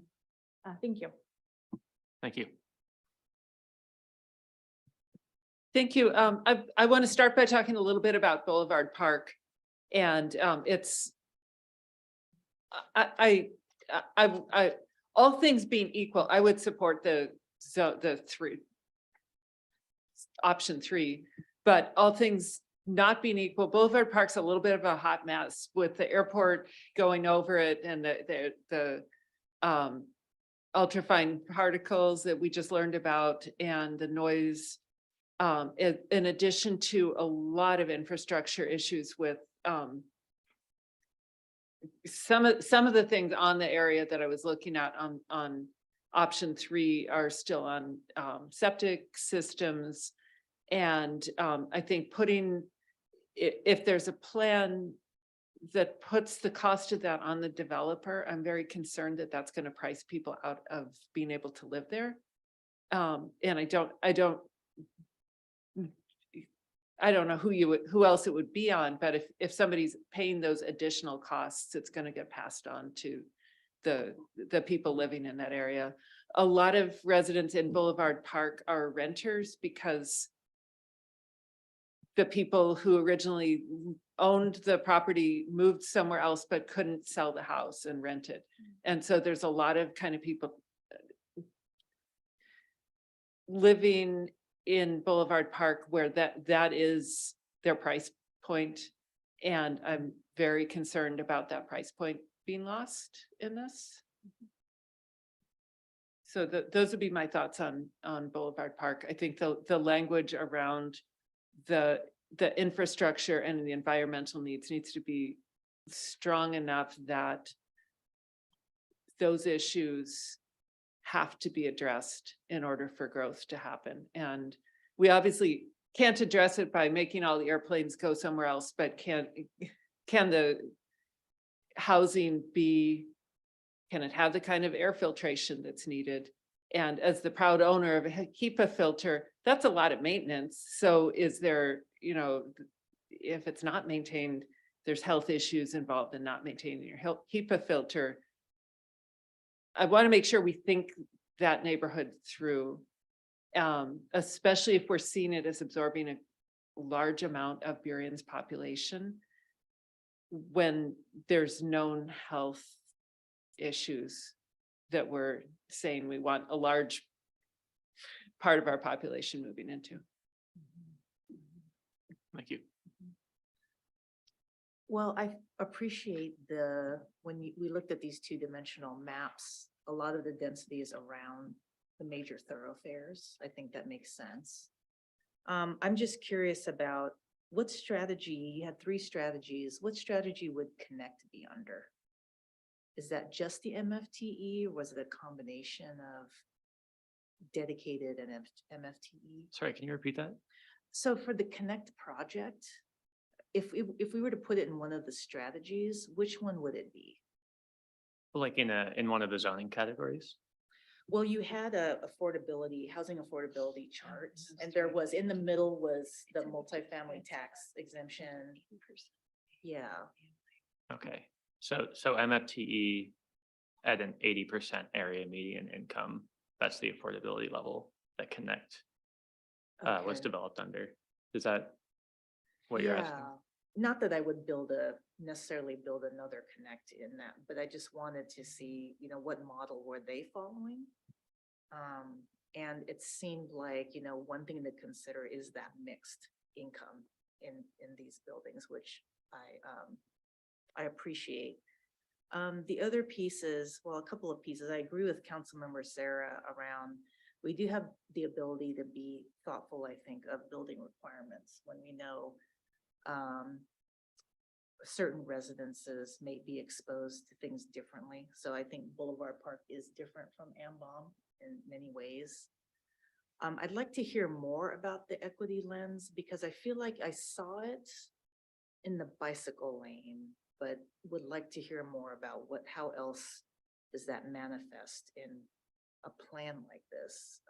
There might be just more details I didn't hear or. Yeah, thank you for that. Yeah. So the idea behind the draft was really try to represent everything that we heard during our engagement. And the equity framework is going to come between the draft and the final, where we are going to represent kind of strategy prioritization and use the equity framework to kind of set those priorities and justify, you know, answer those questions like, are we increasing access here? Are we creating cost burdens and displacement pressures here? To kind of use that as a way to prioritize. All right, thank you. That's helpful. Any other questions? Oh, Councilmember Sarah. Sorry, I have more questions. I have a few questions about the Ambom section as well. The first one has to do with sort of, so you're creating this, it sounds like walkable and mixed use corridor. I'm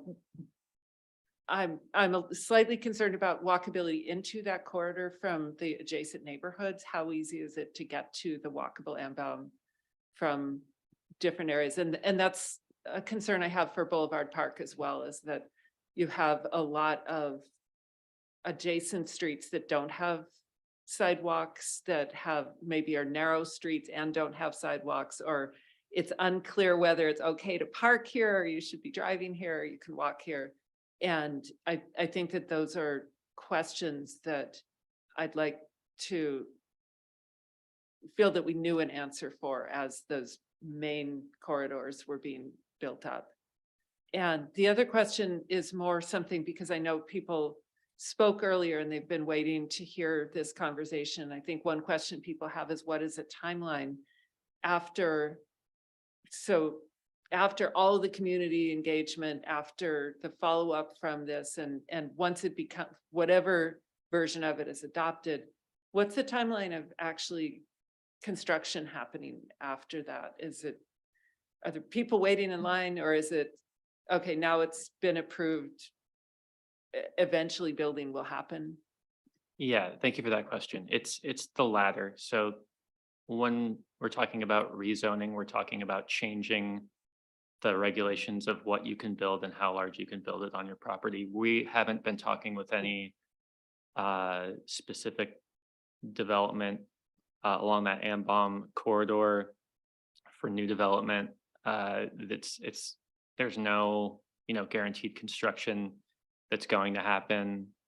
We're not lining this up for like immediate growth. This is kind of laying the groundwork for as the city grows and changes.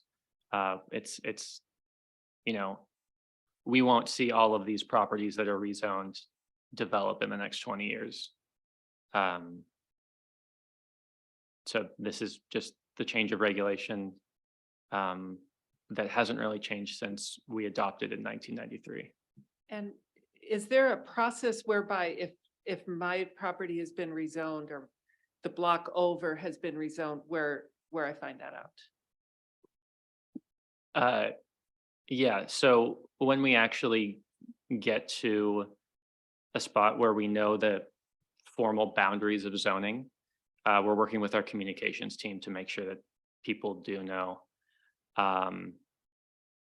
Yeah, and then, you know, there have been potential gaps in communication, and we want to make sure that when rezoning actually does occur, everyone kind of understands what's happening and can work together to weigh in and be part of the process. Councilmember Mora. Thank you. You actually reminded me of something. I think it's very important that we also talk to the people that would be the landlords of those properties or the owners of those properties to kind of see what issues or struggles they're having currently being landlords in Burien. I think it's very important that we take into consideration the people that are providing the housing currently in Burien. Thank you, Councilmember Mora. Okay, well, thank you for that presentation and looking forward to an update in the next phase. So Thank I'm you. going to move us along. We're a little behind, about 40 minutes. So don't want to keep folks here unnecessarily. So the next item is advisory body applicant briefing. And I'll turn that over to our city clerk and deputy clerk. Thank you, Madam Mayor. We'll just start with sharing that the application period for advisory bodies began on December 16th and closed this past Friday, January 27th. And applications were made available in English and Spanish.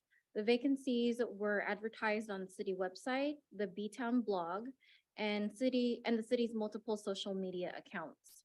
As of January 27th at 5 p.m., there were 44 applicants to fill a total of 26 vacancies. Out of the 44 applicants, 12 are reapplying for their current positions. And in your agenda bill, you'll find 2 items of consideration before you. Due to the large numbers, number 1, due to the large numbers of vacancies, would council consider reappointing current members without conducting their interviews?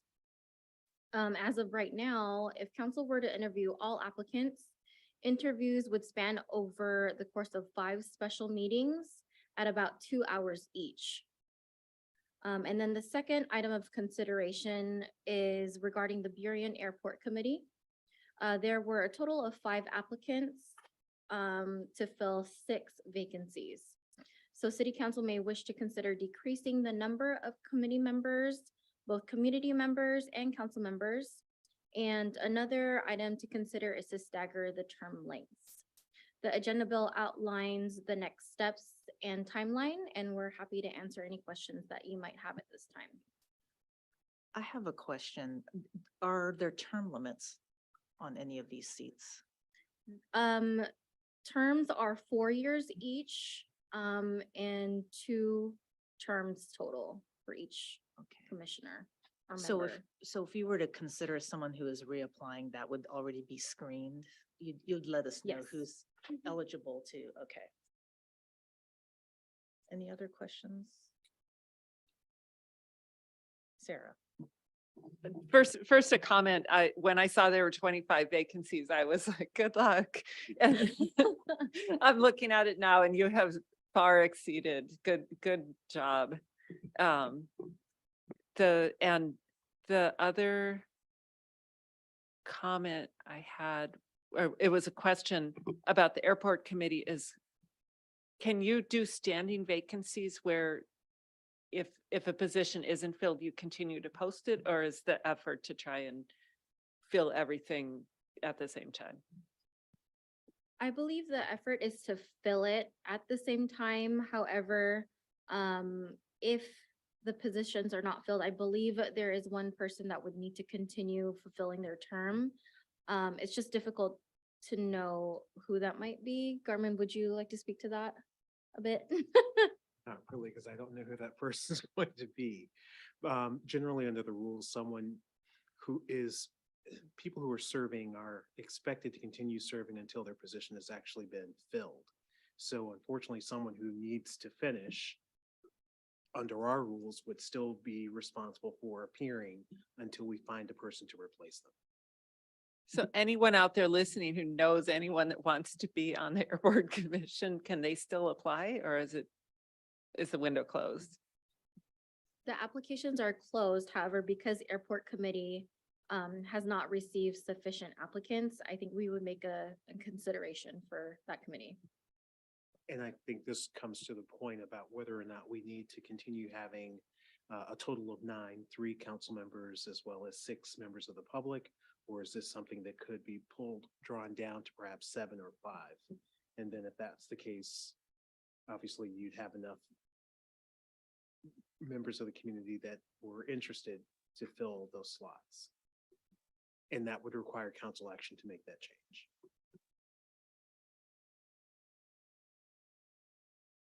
And one of the things that the Burien Airport Committee was intending to discuss was looking at they do have a charter bylaws, and we could say up to 9, so they don't have to meet, because there's 3 additional council members on top of the 6. But it is beneficial to have an odd number for voting, so that's something that we hope to resolve. So. And I saw Councilor Moore's. Go ahead, Councilmember Moore. So,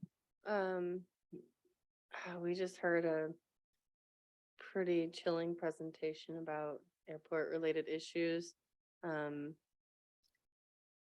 My thought is that perhaps that might galvanize some of our public members to take more interest. Obviously, we hear about these issues from time to time. It's not particularly new, but it may be new to some people. So if there's no objections, I would certainly appreciate being able to keep the application open for people to try and fill that one vacancy. And I would certainly hesitate to encourage our airport committee to minimize its size, because these issues are so impactful. And so the more people who can play a part in these conversations, I think the better. Whether they will or not, that's obviously up to them, but making it available to them to participate and weigh in if they do find themselves, feeling particularly strongly about the issue. I think it's just an important subject to have our community weighing in on. So, yeah, I mean, I think I would love to have at least another week for people to apply, or keep it open for people to apply for the airport committee, because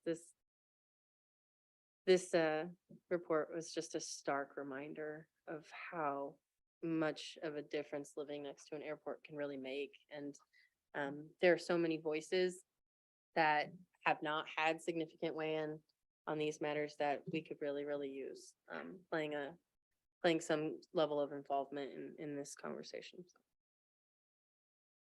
Thank you, Councilmember Moore. Any other questions? I have a question on the reappointments, because we have applicants and number of slots. So how many of the applicants are potential reappointments? Potentially 12. And do we know the distribution within the committees? Yes, just one moment.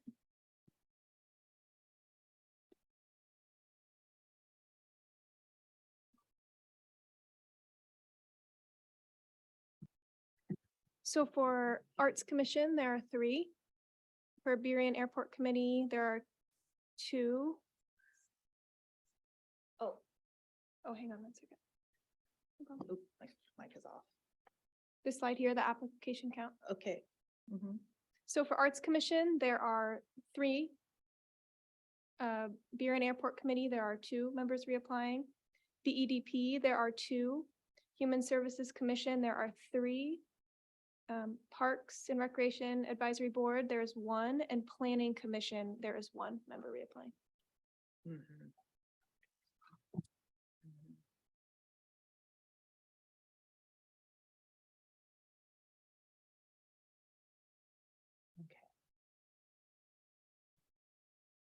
And so, I mean, I find myself having to think about this a little bit. So I see there's a timeline. So if this were to be discussed at a later meeting, how does that work with the interview timeline and appointment timeline?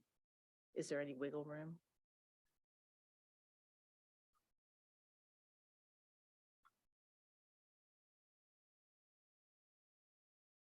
I can pull up the timeline here for you. So the applications that closed on the 27th, our plan was to have council will select who they would like to interview at our next meeting on the 6th. And then over the next 5 meetings, we would have special meetings before for the interviews. And then they would be appointed at the business or at the regular meeting following the special meeting. So for most of these terms, they would need to be selected before the end of the term, which is March 31st. And a lot of the meetings the first meetings would start in early April. So that's kind of why we're pushing to have all of these selected before end of February, early March.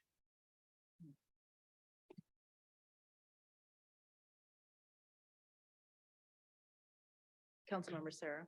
I'm probably speaking for a lot of people and saying I have two completely different sets of thoughts about this. I know when I was on a commission, I was a much better commissioner in my second term.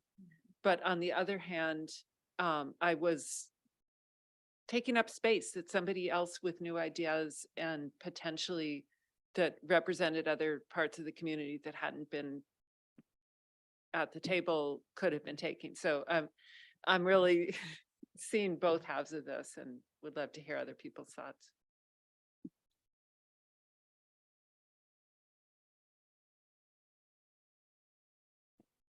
Any other questions or thoughts? I mean, if no one's comfortable taking action, I think that's okay. I think for me, what's helpful, it's hard to just say, we should just go ahead and reappoint folks because there's so many new people. That's where I struggle. And what's helpful in the vetting process, if you will, is just reviewing who do we all have, how long have they been there, and staff giving us information about where the committee's going. And it's hard for me to make that decision without that information. So I just share that with the council. Councilmember Moore. Can we postpone any further discussion or decision-making on whether or not we need to have the current existing commissioners interview until after we have a chance to read through all of the applicants? Because we do have new council members, right? So some of these commissioners may not have been interviewed by the existing council members. However, some of them may have, or they may be familiar with our commissioner, our council members may be familiar with them enough to recall interviewing them. I don't know. We're gonna have to go through a selection process of who we even interview, right? So it makes more sense to me for us to hold off until that point before trying to kind of cut things down even further. Is it possible to have access to the applicant information just so that council members can take the time to review and I'll send those to council by the end of the week this week. And then we plan to bring it up Monday at our February 6th meeting. So you'll have time to review beforehand as well. Okay. Can I see thumbs up on that?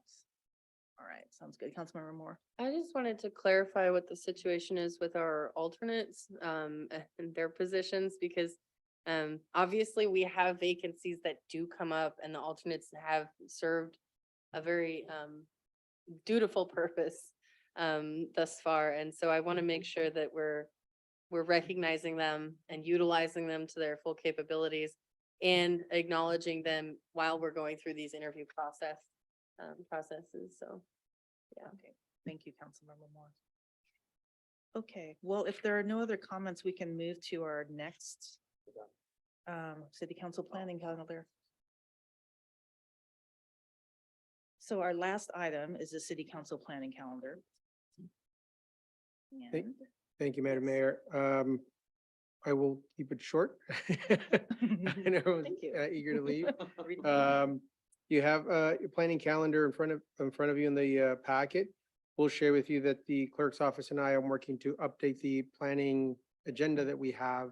So some of the things that are on there have already been done, completed, some are ongoing. So we're making sure that we make it as efficient a document to use as possible. On the planning calendar in your packets, you will not see reflected a few items like the police review or Eagle Landing yet, because we want to make sure that as we place it on the planning calendar, that it's a feasible thing for staff. So there's a lot of information to pull together. But otherwise, we are available if you need any help. Thank you. Any questions, comments? I saw that Skip is on there and they've had a few presentations, probably 3, and a lot of them are operational nature. I just want to make sure that when they come to us to tell us how do we position Burien to get funding from Skip, because I know 2 other cities who've benefited from that fund. And that is information I would like to hear, and so I just want to note that. Okay. One else? Okay, any other comments? Councilmember Mora? I would like to add for a future agenda, if the council would like to hear it, and the talk about ESFs again. Okay, can I see thumbs, ESFs? Okay, so you have 3. ESFs, Enhanced Service Facilities. Great. All right, so we have 3 thumbs, which is the requisite number. Any other topics?